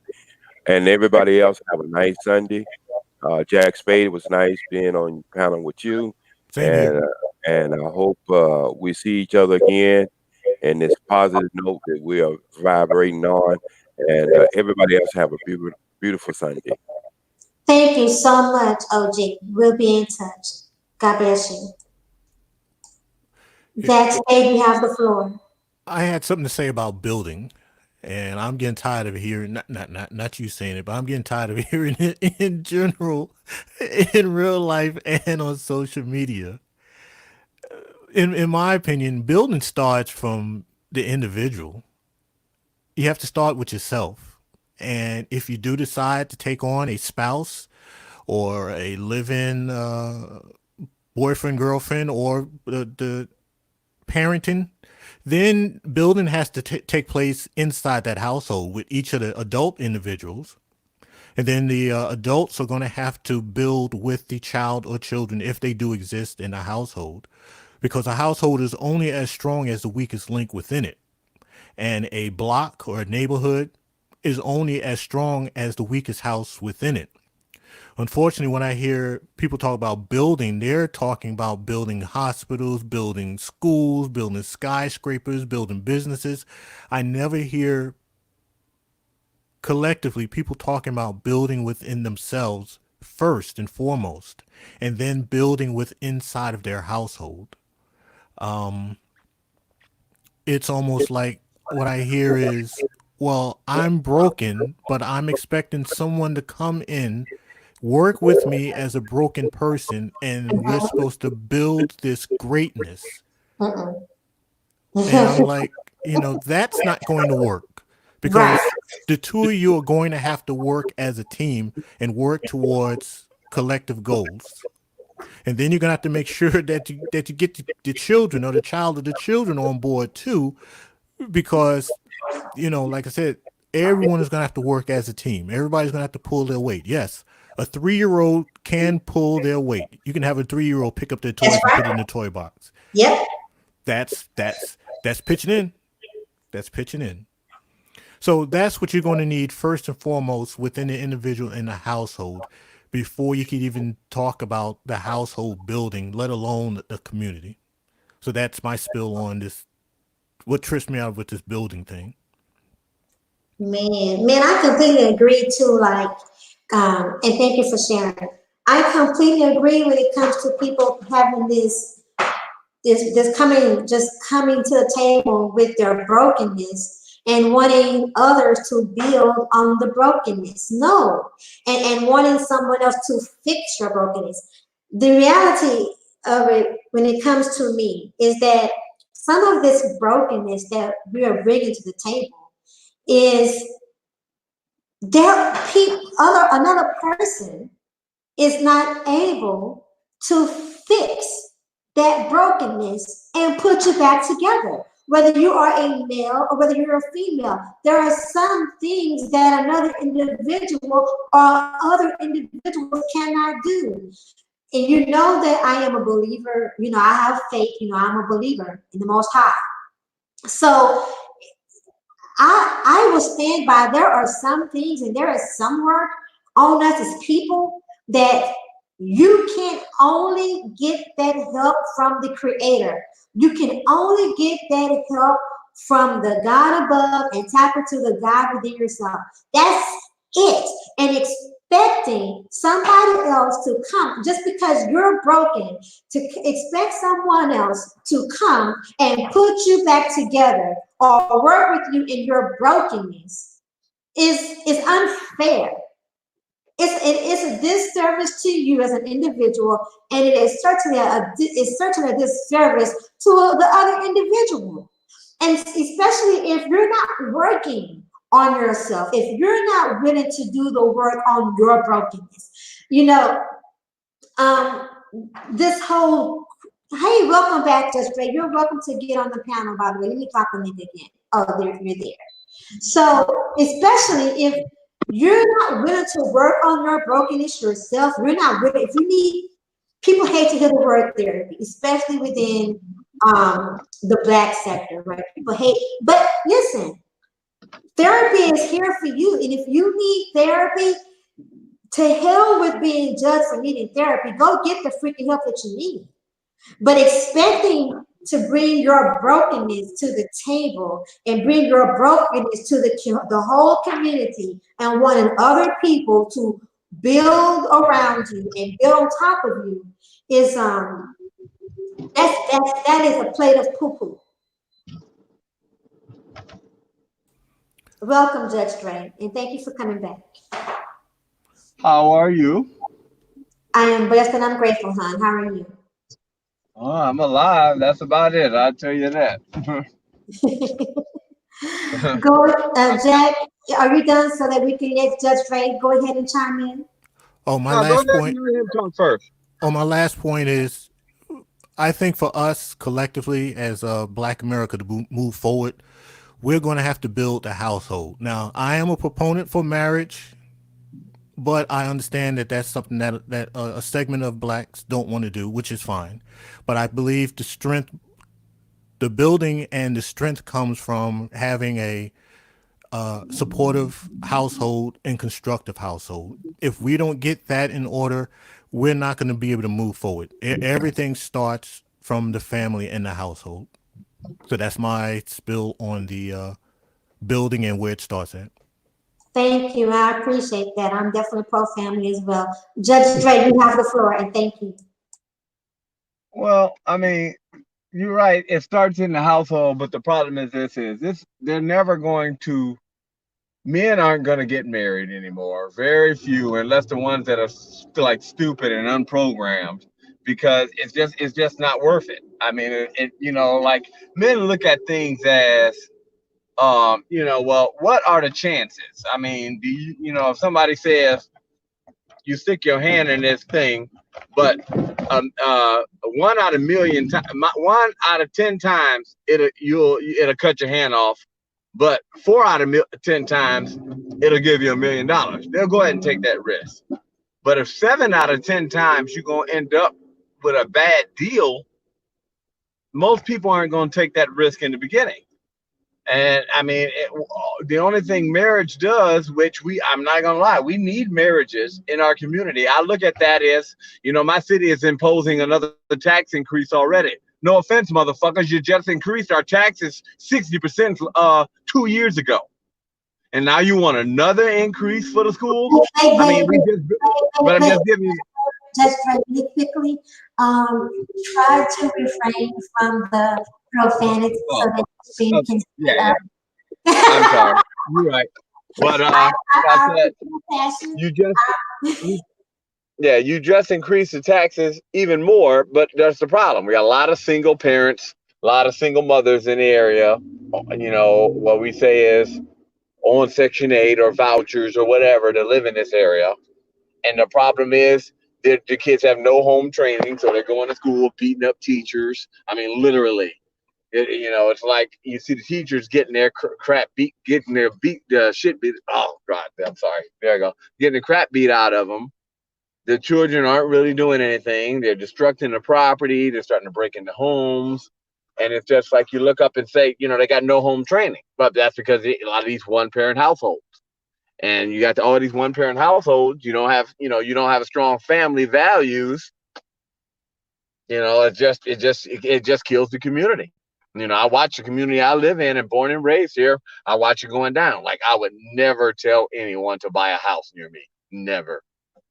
I mean, and that's bad to be born and raised here, but you look and say, we have, and I'm supposed to tell men to go ahead and marry these type of women. Well, what? You don't get no say so in raising the child. You don't, if you get a divorce, you're gonna be paying out the wazoo for child support, let alone spousal support, let alone other obligations that you can be left in debt. I mean, it's no way any reasonable person would take that risk. That's why it's going to continue to just feed the baby mama thing, because they feel, hey, well, at least I can get the child support of this, that, and the other, where you don't have no say so in the child life. So the child is just half raised. And these half raised children are killing our next generation. The reason why we don't have, like I said, no strong families equal half raised children equals no, the future just looks bleak. I mean, I ain't even gonna lie, man. If SpaceX could move us to another planet, I'd be the first one to say, let's go.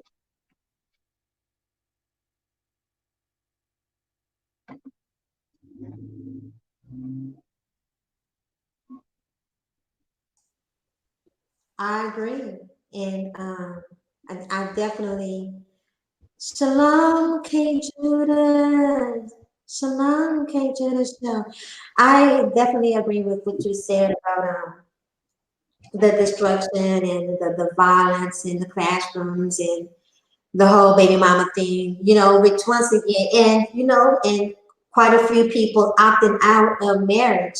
So, this well, you said a mouthful there, so I really don't have. I didn't want to talk all day. I mean, I can go all day on this subject. Like I sit here and I look around. I'm the only man on the next two streets. I was the only man talking to the children. Period. All these children didn't have no dads. No, and when I'm trying to say dads, they don't even come around. And people say, well, it's men's fault. The men should come around more. Well, if you make it difficult for the men to come around, people just going to pay the bill and walk away. Because I'm not even going to lie. I'm a firm advocate. If you can't have a say-so or an opinion on how the child should be raised, pay the bill and walk away. Unfortunately, that you just destroying the community even more in that way. But unfortunately is what? Either just let the community get destroyed or let yourself get destroyed. Either way, it's bad.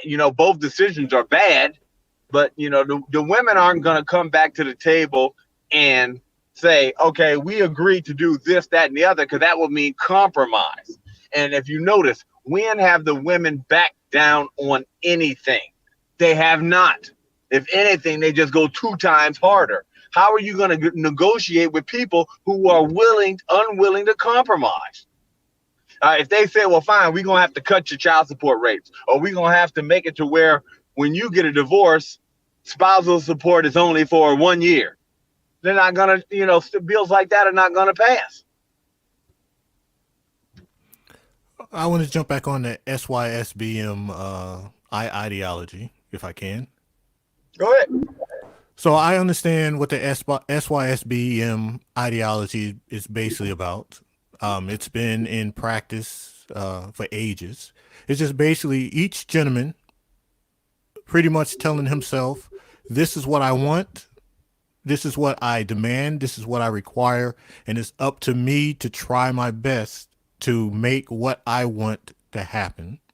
The biggest thing with me was getting out of New York City, because I knew that what I wanted to achieve in life, I couldn't do in New York City, no matter if it was one of the meccas of the world, 8+ million people, had all these opportunities. I understood what I wanted to do. I could not do it in New York City. So there was something I had to give. Either I stay there and not be able to accomplish what I want, or leave. So I chose to leave. No problem. Each man should be kind of entitled to determine what kind of woman he wants in his life. It has to be realistic. It has to be based on what you can offer. Now, if you're a 25-year-old gentleman, you have 2 children, and you're demanding a woman who doesn't have any children, you're kind of being unrealistic. But a gentleman, no children, saying I want a woman in my life, either wife or live-in or something like that, that doesn't have any children, and have all the right reasons why you want to have that, you should be entitled to pursue that. And that's what I'm taking from SYSBM, and I have no problem with that. If a gentleman feels that his better option might be someone who is non-black, I'm all for that also, because at the end of the day, it's all about trying your best to create a family that's in the best interest of the offspring. And like I said before, that's where building comes from. It's what you do for yourself and what you do constructive for your offspring. And hopefully what you and your wife or the other person of the household is able to contribute, hopefully that will snowball into something constructive for the next offspring and the next offspring and the next offsprings after that. To me, that is where building comes from. And if we can work on at least establishing some of that in Black America, I still believe we're going to see some changes. But as of right now, it's the wild, wild west. Folks have all these lofty dreams and aspirations, and that's going to continue sending us down the rabbit hole. I got it. I got it. I'm with you. Judge Dre, do you have anything I else? wanted to comment. I wanted to comment on what he said. Like one of the things I find, you say unrealistic. I mean, no offense. I don't like when you say that. I understand what the point he's trying to make, but the problem is this: the men don't have unrealistic standards. How many times on all these panels can you recall a man saying that a woman has to bring 5, 6 qualities to the table? Most of the men, they'll settle for 2 of them. I mean, you don't hear us talking that. That's him. 6 foot 6 inches, 100,000 a year, nice car. I mean, they rattle off a list like that. We don't. Most of us, we'll take an ugly broad there to cooperate. Okay, so when I said unrealistic, I just meant as a whole. Oh, yeah, I understand that, but what I understand it as a whole, but I want the people out there to know it's not the men with the unrealistic standards. I mean, like, think about it, Rain and Woman. I'm gonna ask you as a woman, how many times have you heard all these years? Okay, you're going in and out, Judge Dre, so you're going to have to, and you're muted, Judge Dre. You're going to have to repeat Okay. what you just said. I asked you a question.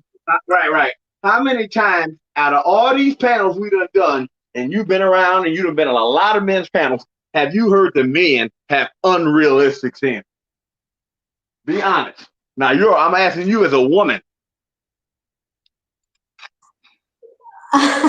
You want to put that okay, well, in all honesty, in all fairness, I must say that there has been very, very few,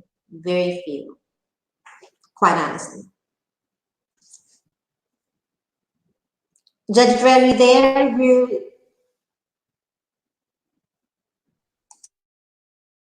Can y'all see? Can y'all hear Judge Dre? 100.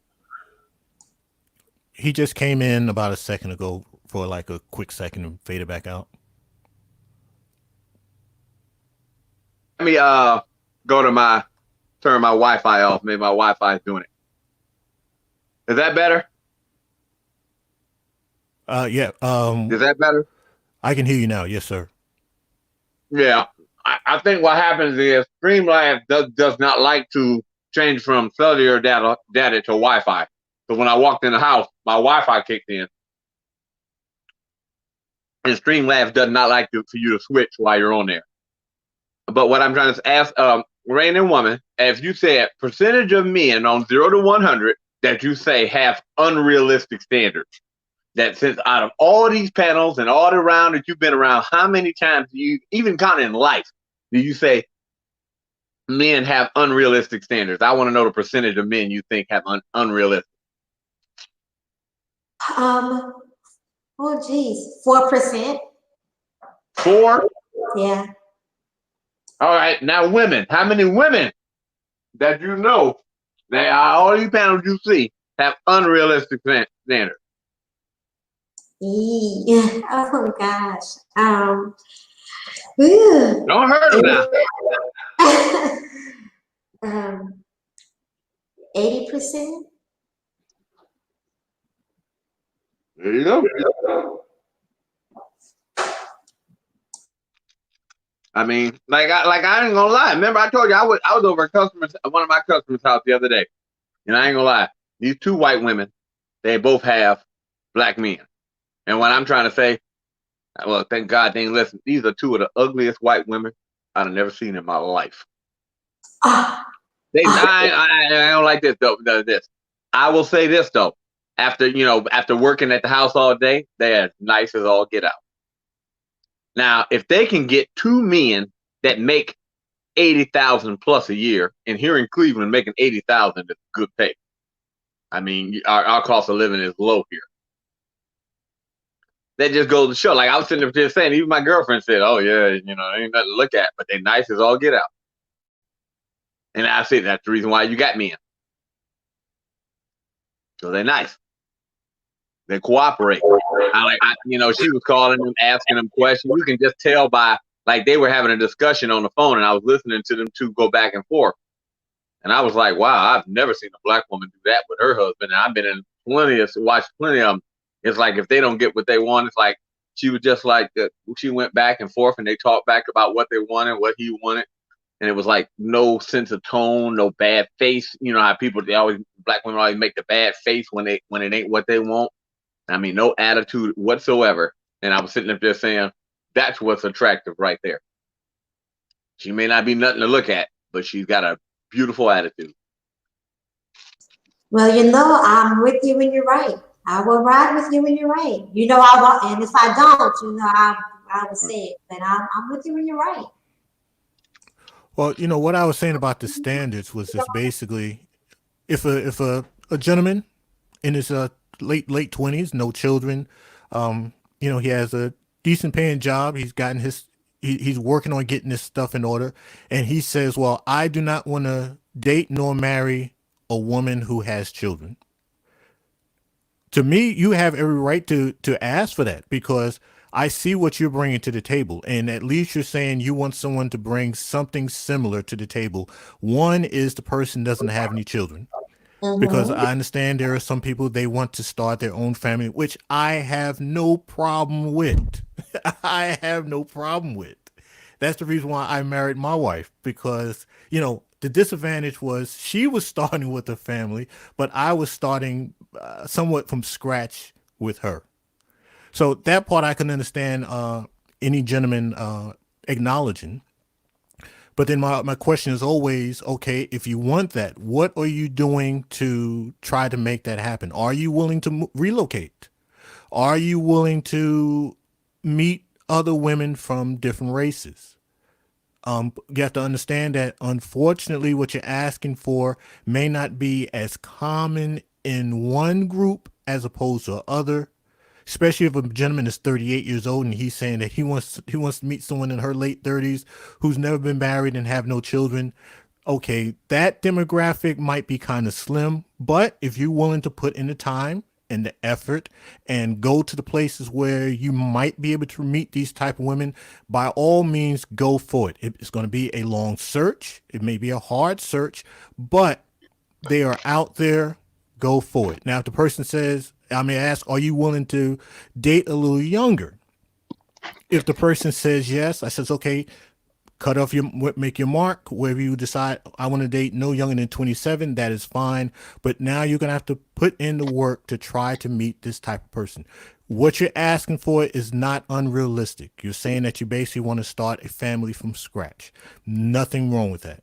So that's why I was saying about the standards. I have no problem with people's standards as long as they're realistic and they're willing to put in the work, sometimes the extra work, to make it happen.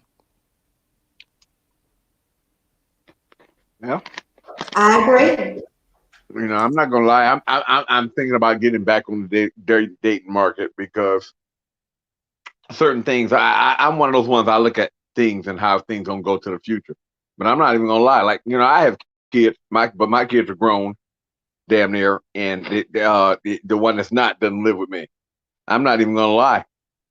I want to come out and say if I was making a dating profile, I'd say is I'm not really want to be a stepdad no more. I realize this last relationship with the stepdad crap is just no fun. You get beat up too much, and you don't get no consideration, and all you do is get more responsibility and more headache. Like I would tell if I was telling a young man, if she got kids, unless she just follows whatever you say to the letter, I wouldn't give it a time of day.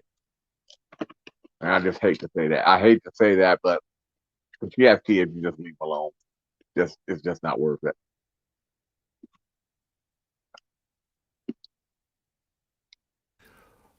But my last point on the SYSBM, it just goes back to what I said earlier. It's just time that the guys are going to have to put the proof in the pudding. If they say that they're leaving, they're going to have to just leave. 13 cities, 6 different states, 1 European country. There's a lot of times there's a bunch of non-believers. There's just those times you're just gonna have to put the proof in your pudding. You're gonna have to walk your talk, and that's what I like to see the SYSBM brothers do. Walk that talk, make it happen, and at least squash some of the non-believers. It doesn't matter who and what you do. You can move mountains. You're still gonna have non-believers, but at least you're squashing some of them. Yeah. So that's what I'm really waiting for the SYM proponents to do. Not collectively, but maybe, individual here and there is the ones that say, I'm gonna make it happen, be modest about it, but put the proof in the pudding. Well, I don't think we really have a thing about that, because I think a lot of people don't realize that they are acting as with SYSBM practices, but may not know what it is. The advice we give, and that most of the men, as you see, most men ain't getting married. Most men are not trying to get people pregnant. Overall pregnancy percentage rates are down. And a lot of people, as you see, especially the younger generation, a lot of black men aren't dating black women. I have 2 sons. They won't give a black girl the time of day. And I've never been a person to have dated a white woman or to have put white women on a pedestal. I've always preferred black women. But they won't give a black woman a time of day. I just judge a person by who and what they are. There is no such thing as a perfect black person, Hispanic, white, others. I view everyone based on an individual, and I judge each person based on an individual. There's some straight up black women out here. I mean, now I know what I'm about to say is going to be kind of off. The search is long and hard, but there are some great black women that are out here. There's some great non-black women out here also. If a man says this is what I want and I'm deserving of it, and they're being realistic, then I feel that each man and woman is entitled to go out and do that search, because at the end of the day, you are judged by what you accomplish and what you leave behind. If you leave a great family behind, that is what you're going to be judged by. If you leave great offspring behind, that is what you're going to be judged by.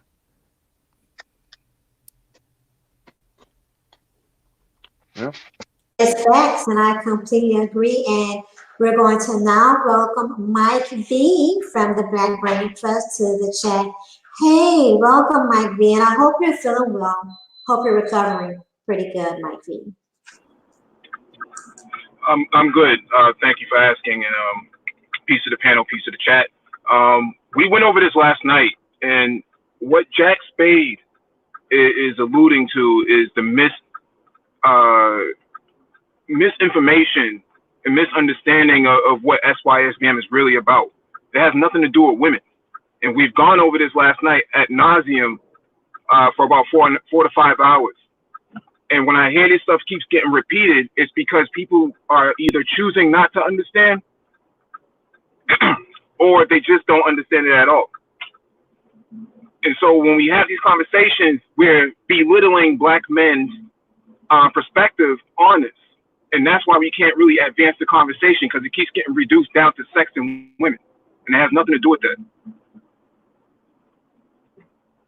Right, and I'm not sure how long you were listening, Mike, but that is actually something that I addressed in the beginning of the stream and a little bit towards the middle, is how some of these voices and some of the confusion around it has been relegated to the vagina or the attacks on the American Black woman and whatnot, and how that has definitely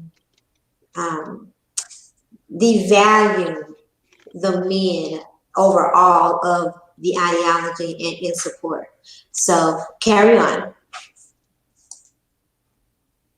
But I did want to say, even though I think Mike missed it, I may have said this maybe an hour ago.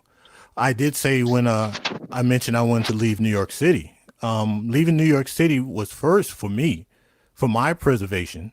And there's just things I wanted to do, just learn certain things about myself, learn certain things about life, get a chance to experience certain things which would be the betterment of myself, long term, short term and long term.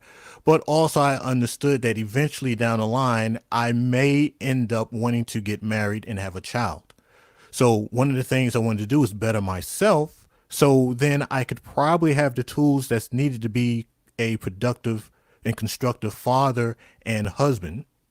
So that's the part he jumped in, was me talking about the marriage and stuff like that. But I had also mentioned from the get-go, trying to make the best person that you can for yourself. And if that means getting away from the community, getting away from your family, getting away from the neighborhood you grew up in, sometimes that's the best thing to do. If it's in the best interest of you, long term and short term, to include being a father and a husband. I would like to go ahead and I definitely think, not think. I am definitely a proponent for men to make a choice about dating or in building a family with someone who already has children, right? And that big, oh, Mike dropped off. There we go. And I understand how, when it comes to dealing with women that have children already and being faced with children that are disrespectful, they disrespect the mother, so disrespecting the man is not, not an issue at all. It's easy, right?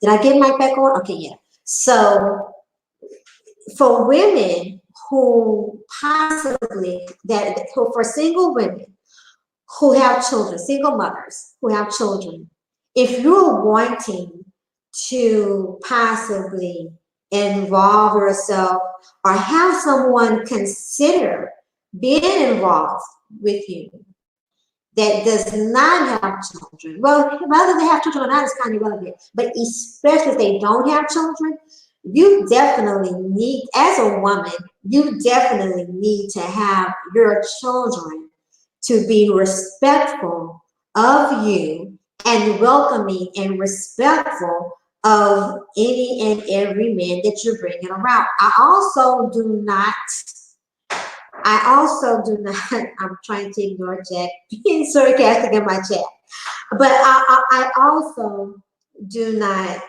think that single mothers or single fathers should bring a ring of people, a ring of men and a ring of women around your children.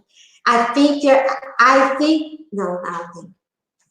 should be a lot more self-respect and a lot more time, serious consideration given to people before you bring them around your children, no matter how young or how old your children are, given they're not adults, full mature adults, period. So on that note, I'm going to give it back over to you guys. Thank you. All right. Well, I'm gonna step back for a minute. I need to make a couple business calls and make sure that the employees are ready for the week. I'll be listening though, but I gotta step back a minute. I gotta make a call. Okay, thank you so much. I appreciate you for coming through. I have to agree with that 100% because that is something that I am going through with my dear son, the one that I'm always talking about. The young man decided at 27 with no children that he was going to get married to a woman with 2 children from 2 different men. Now the bad part about it is everybody kept me out of the loop until the week before the wedding, and I understand why everyone kept me out of the loop, because everyone knew where my stance would be. Unfortunately, the people that was in his loop was my mother, his mother, and his wife.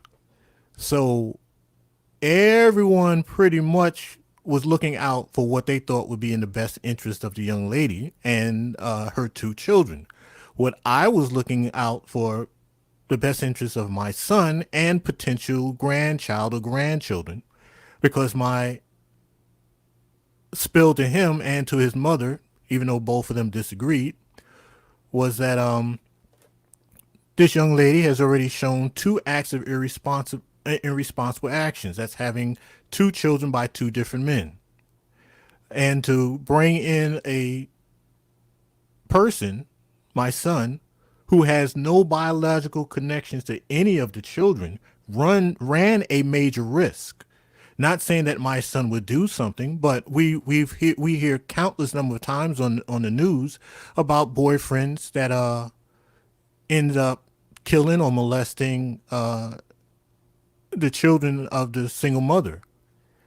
I'm not saying that my son is capable of doing anything like that, but let's be honest, it has happened and is going to continue happening. So I really would have preferred my son being smart and looking out for, I'm gonna say my best interest, and looking out for the best interest of my potential offspring, and meeting someone that is, what's that term to use, equally yoked, and start a family with. You have no children, you're pretty much starting off on the beginning of your life. How about you find someone of equal note, and that is someone who has no children, preferably somebody within your age range, and y'all start a family together. And then what I would do as a loving father who's looking out for the best interest of his grandchild or grandchildren, I will work as a mentor to try to make sure that the 2 of you continue this union, which is, I'm going to say it again for like maybe the 5th time, which is in the best interest of my offspring. My son, I did what I need to do with him. He is my concern, but he is not my number one concern. My number one concern now is what would be in the best interest. I'm going to say it for the 8th time. What is in the best interest of my potential grandchild or grandchildren? And we're supposed to all work together as elders to try to make sure that this union is as successful as possible. But as I've seen here, everybody's more concerned about everything else. I'm going to say it for the 9th time. Everyone else is more concerned about everything else except for what is in the best interest of my potential grandchild or grandchildren. So that's my spill on the dating and marrying women with children or without children. Selfish? Of course. I had to come back and speak on that. I had just put down the phone. I heard that story. I said, "Oh shit, let me come on back here." Let me ask you a question. You said that they snuck this shit up on you like that. Now here's a question. He married the woman. Like when they didn't tell you, I mean, this is how one of the things that just further instates when people don't realize something is wrong. When they try to hide it, then that should already know that they should know that that's wrong. I mean, you don't cover up shit that's good. I mean, what was the? I can't even believe your family members just did that. What was their excuses? They said I would have flew off the handle. Well, no offense, you should have. But I don't understand. Here's the question: why is it a problem to protect the male? I don't understand that. You're protecting him from I mean, no offense. I'm not even gonna lie. I'm not dating a woman. I would tell people don't date a woman with children, but I'm not dating a woman again with children unless if I say jump, she should say how high. If she's not like that, I'm not dating a woman with kids. It's just like, well, at least I know that at least when I say something, it's gonna be done. Other than that, you can't date a person with kids. It's just a lose all the way around. And oh my God, 2 kids so that's 2 different baby daddies. Oh, how long they been married? Oh, man, I don't even know. Maybe less than a year. All right. Do you talk to your son often? Oh.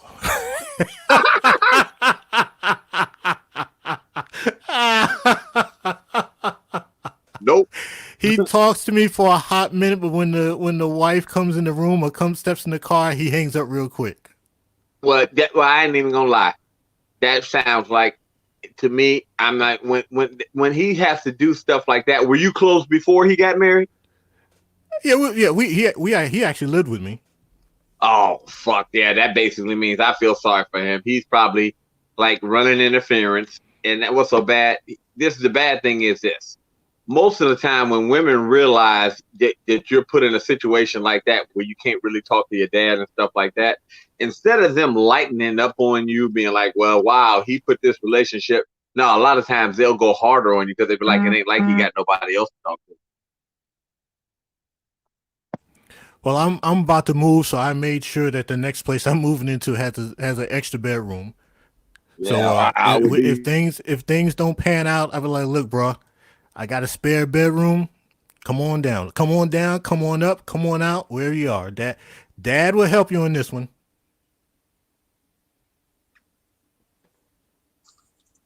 Got it.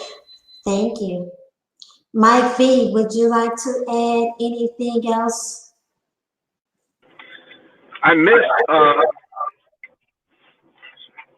Sorry, I missed about maybe about 15 minutes because my mic dropped. StreamYard is not very friendly to the mobile app. So can you fill me in? Just give me a synopsis on what was said.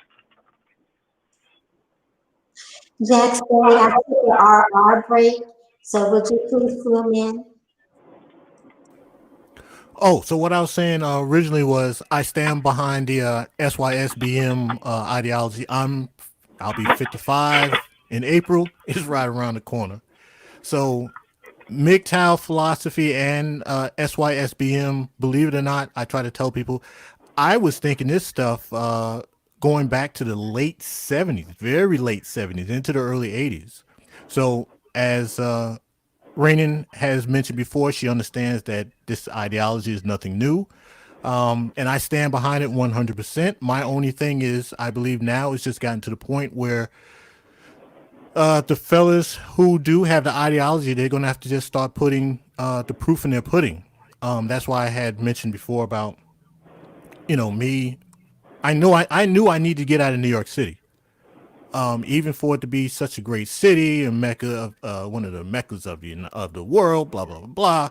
I knew what I wanted to achieve in life. Unfortunately, I could not do it there. So what I had to do first was, by hook or crook, get my butt out of New York City, which is what I did.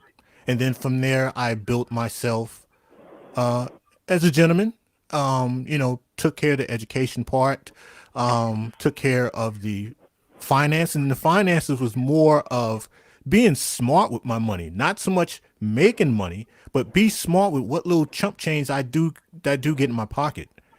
And that's where building yourself starts at. And then you try your best. If you can, you bring in a other half that's on the same sheet of music as you are, and hopefully the two of you can work together as a constructive and proactive unit to do the best you can for your offspring. So my stance has always been, do what you need for yourself as a man and as a woman, but also understand you may have to start preparing yourself for parenthood and spousehood, if that's the direction in which you want to go.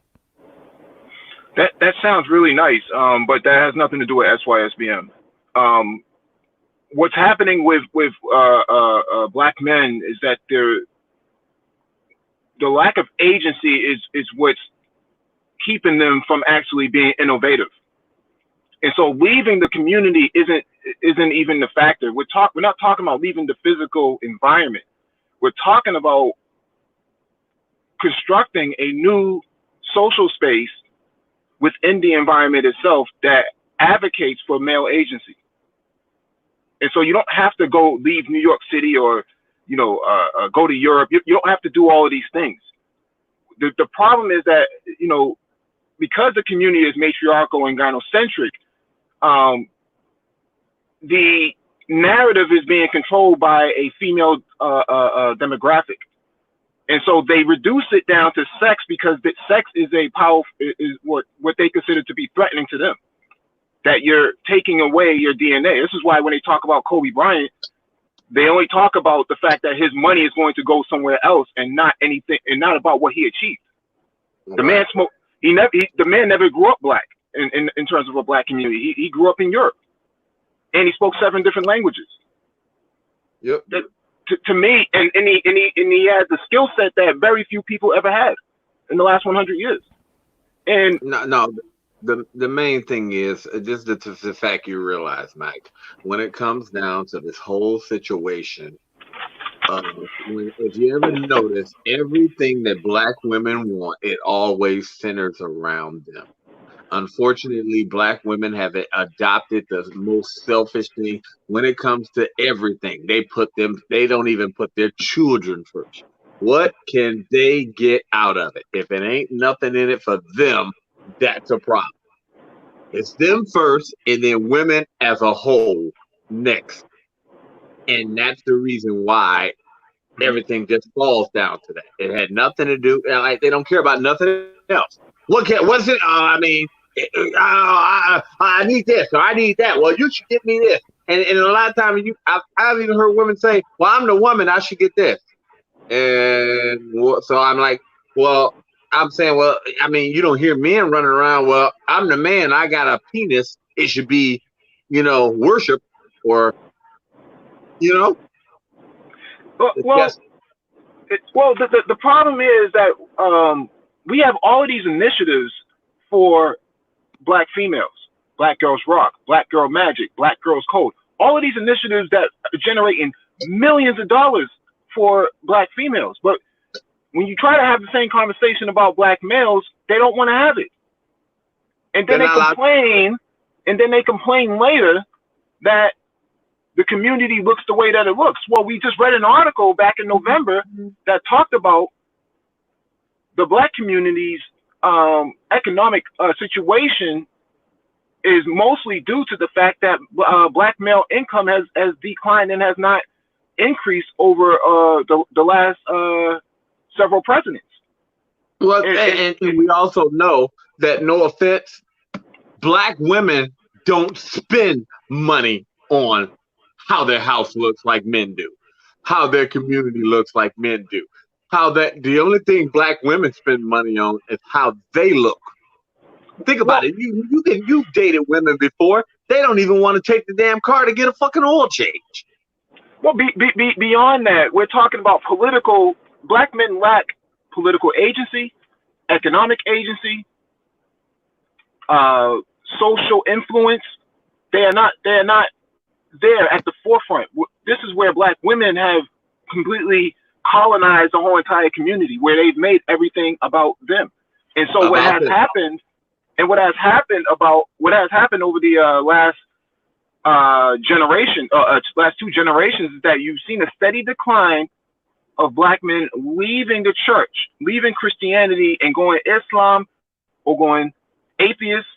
And you've also seen black men leaving the Democratic Party every single presidential cycle by 5% or more. this is a problem going forward, because if you're talking about saving within the next 10 to 20 years, the community is going to be so divided politically and socially that it wouldn't even make any sense to even offer, any sort of public dialogue or discourse, because there's no way to galvanize the best of your men because you've already marginalized them.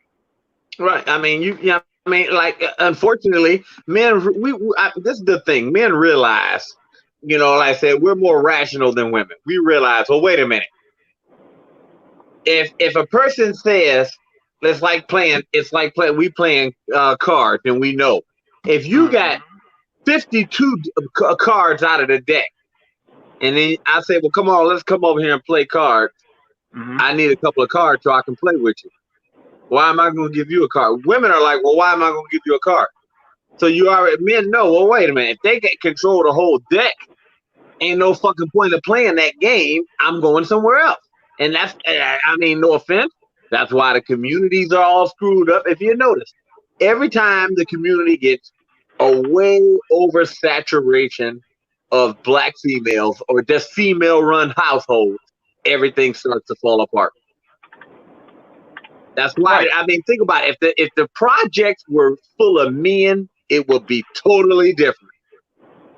Say you took the projects and just flipped it over, and now it's the men, it'd be totally different. Right. It's the marginalization of the black male has destroyed his self-esteem, his sense of self-worth, his identity, which creates a bigger problem later because he has no ability to be innovative, right? Innovation comes from complex thought. But if you're told that you're not worth anything, or that your self-worth has very little meaning in comparison to the rest of the community, then what happens here is you don't even have an idea of thinking outside the box. And so you see very little black men in the tech industry,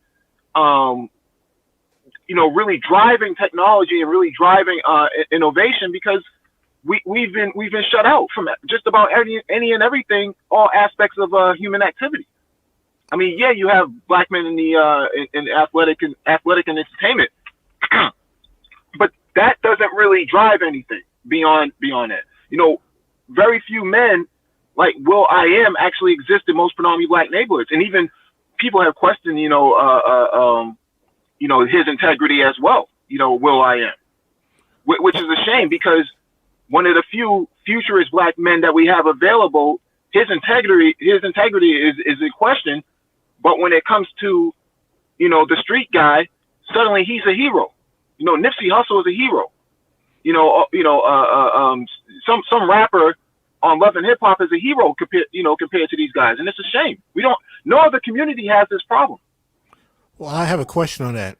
If that's the case, then would that not be a reason for a segment of black men to leave I don't like using this word, leave the community and move elsewhere? And that's where they realize, yes, the dreams and aspirations and goals that I've said that I wanted to do, I'm here now. Not so much moving to a white community or anything like that, just getting away from the damn hood, getting away, and where you're starting to see, okay, yeah, there's people here that are achieving the things that I've dreamed of. So let me be around of like-minded people, because where I came from, that wasn't there. You have that, right? But for example, the Black Manosphere started off that way until people started invading it, because what they have done over time is that they problematize black male spaces. So any sort, it used to be the boys club. Now it's the boys and girls club. It used to be the Boy Scouts. Now they've included the girls into the Boy Scouts. This is unrealistic. It's not sustainable. You can't force black men to share their spaces with them, and then they monopolize their own sort of social spaces, such as Black Girls Rock, Black Girl Magic, and all these other hashtags. It's not sustainable over time, and unfortunately, um, it's creating a brain drain within the community itself, and you can see it when you go to most predominantly black neighborhoods. You know, the boys are out there just doing nothing, riding dirt bikes illegally, you know, stealing bikes and stuff like that for transportation because they can't afford a car.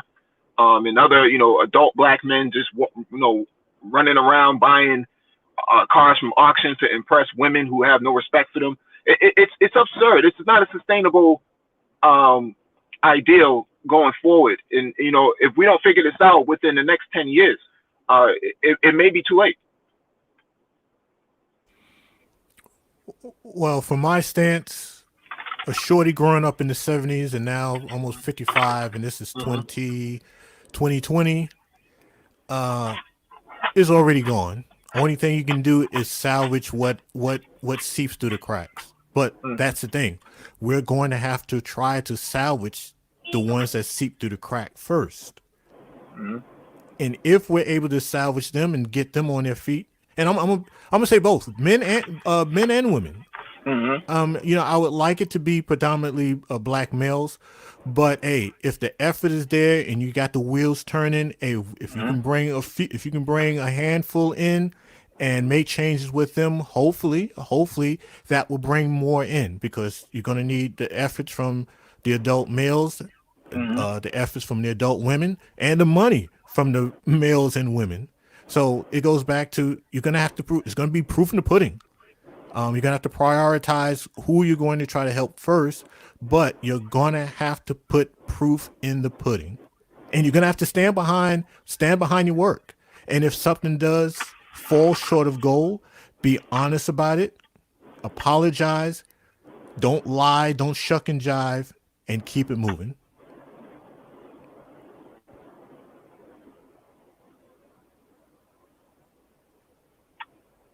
And for Kobe Bryant, we can't blame Kobe Bryant. His father, if I'm not mistaken, was born and raised in Philadelphia. He wanted something better for his children, which is the reason why he didn't go back to his part of Philadelphia and raise his children. He did the best he can. I can't fault a man on that. I had no intentions of raising any of my children, if I had more than one, in New York City. You couldn't pay me to move back to New York City. I don't care if you gave me $100 million tax free. I would not move back there and attempt to raise any child or children. I decided to raise my son in other places. You guys have made some very good points, and I definitely co-sign what Mike said about the Boy Scouts, the Boys Club, and the invasion, and what that means, you know. And if something is not figured out within the next 10 years, you guys, all of you, have brought some very good communication to this conversation. You brought a lot of value, and you brought enough for me not to feel a need to add to it. I've said what I thought I could say about it. So Mike dropped off. I think he is done for now. And Jack Spade, you're left with a final say, with a final word. My final say concerning SYSBM, I believe those who are the spearheads of it, they need to basically stay on their message. This is what SYSBM is about. Boom, boom, boom, boom, boom, boom, boom. Preach it to nauseum. And also understand that, yeah, you're going to have other people that's going to come in and change the narrative, but the spearheads of it, they're going to have to stick to the message. Like I said, it was frustrating laying next to a woman that you're married to, and she's asking for the 25th time about something that you said that you're going to do, not only for yourself, but for the family. But that comes with being a leader in a household. It's not that people don't trust what you're saying. They just want to be reassured a lot of times. Yeah, you're going to have those that don't, non-believers, but that's just the way it is. And last point, SYSBM, gentlemen, you're at the stage now where you're going to have to put the proof in the pudding. That's just the way life is. like I said, growing up in New York, I told people that I was going to leave New York. I was going to get away from this hellhole, and the proof is in the pudding. When I left and never came back, never came back to move, came back to visit, and that's my last say. Hey, well, that's really going to end the discussion. I want to thank everyone for coming through. I once again, I am SYSRW. I cannot be SYSRW without being supportive of SYSBW, excuse me, SYSBM, SYSBW, which means I'm SYSBP.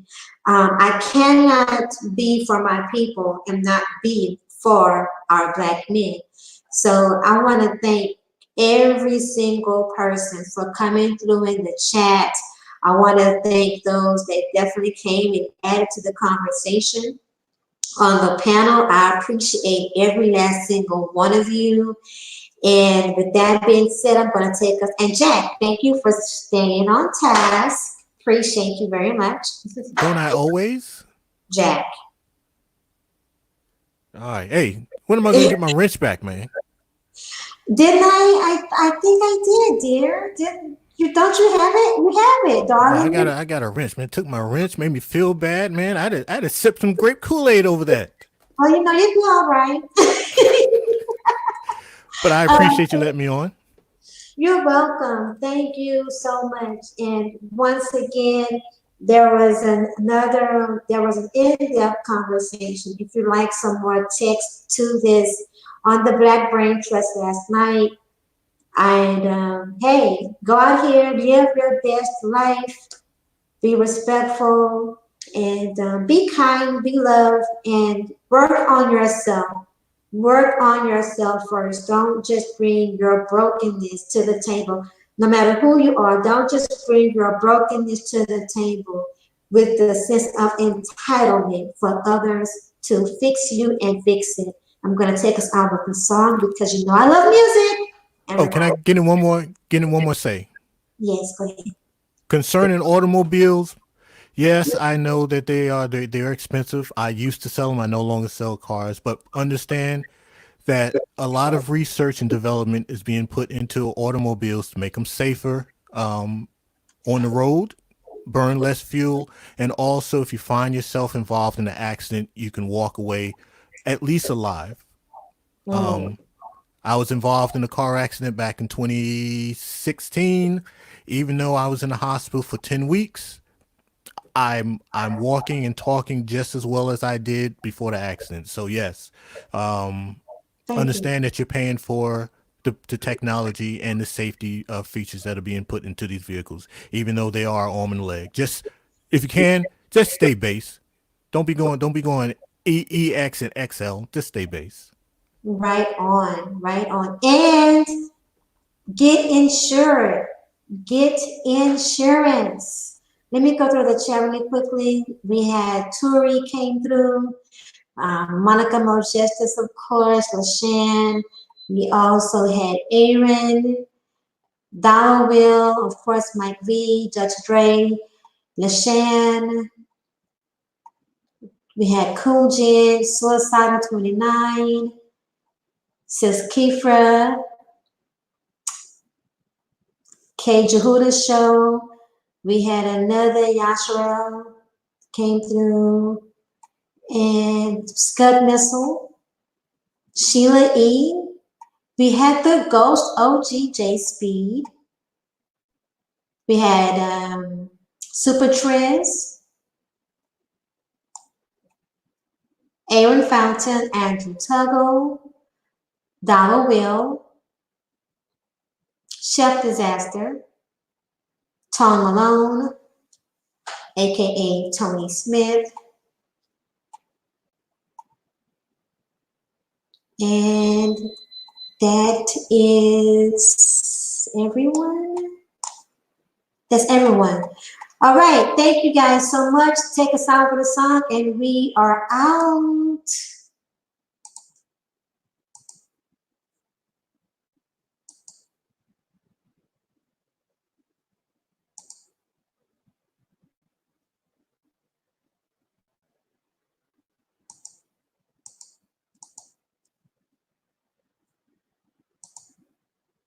If it plays, maybe it won't.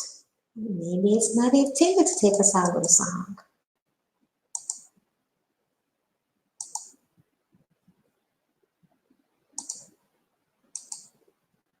Okay, so maybe not a song. Oh yeah, there it is.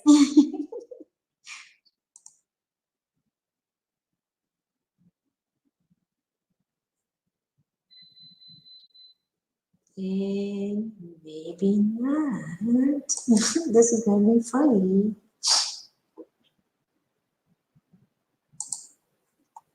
If all else fails, I will sing us a song. No, I won't. Because if I start singing, you won't like it.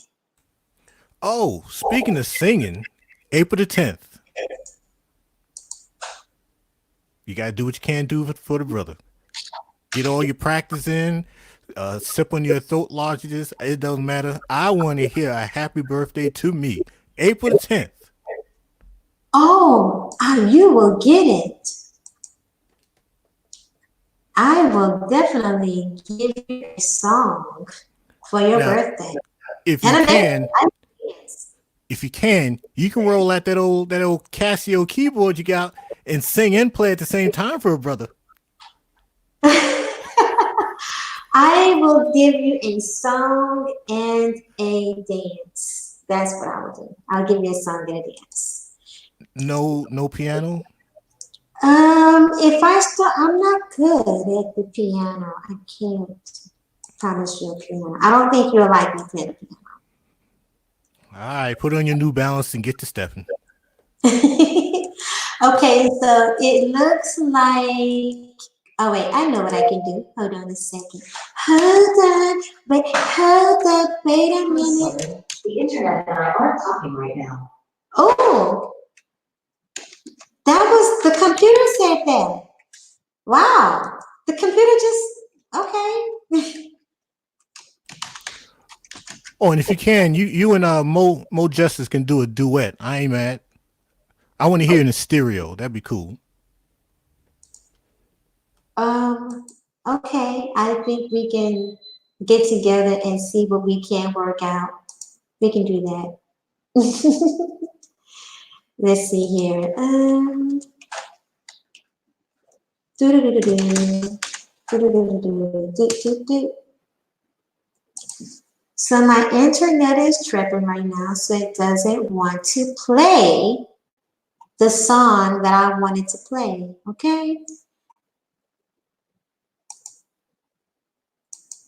Let me try this one.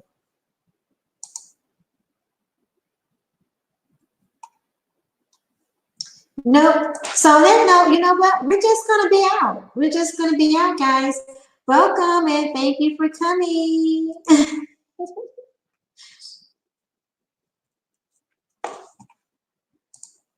Thank you, Jack. I appreciate you. True that. Be safe. Have a good week. Everybody take care in the chat. See y'all later. Peace.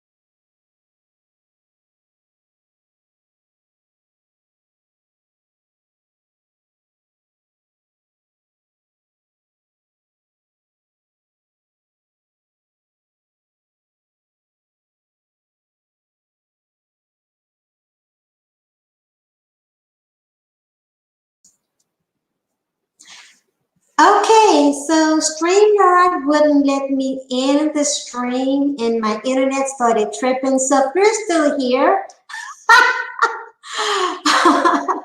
I'm going to go ahead and play a song and we're going to be out like for real, for real. And yeah.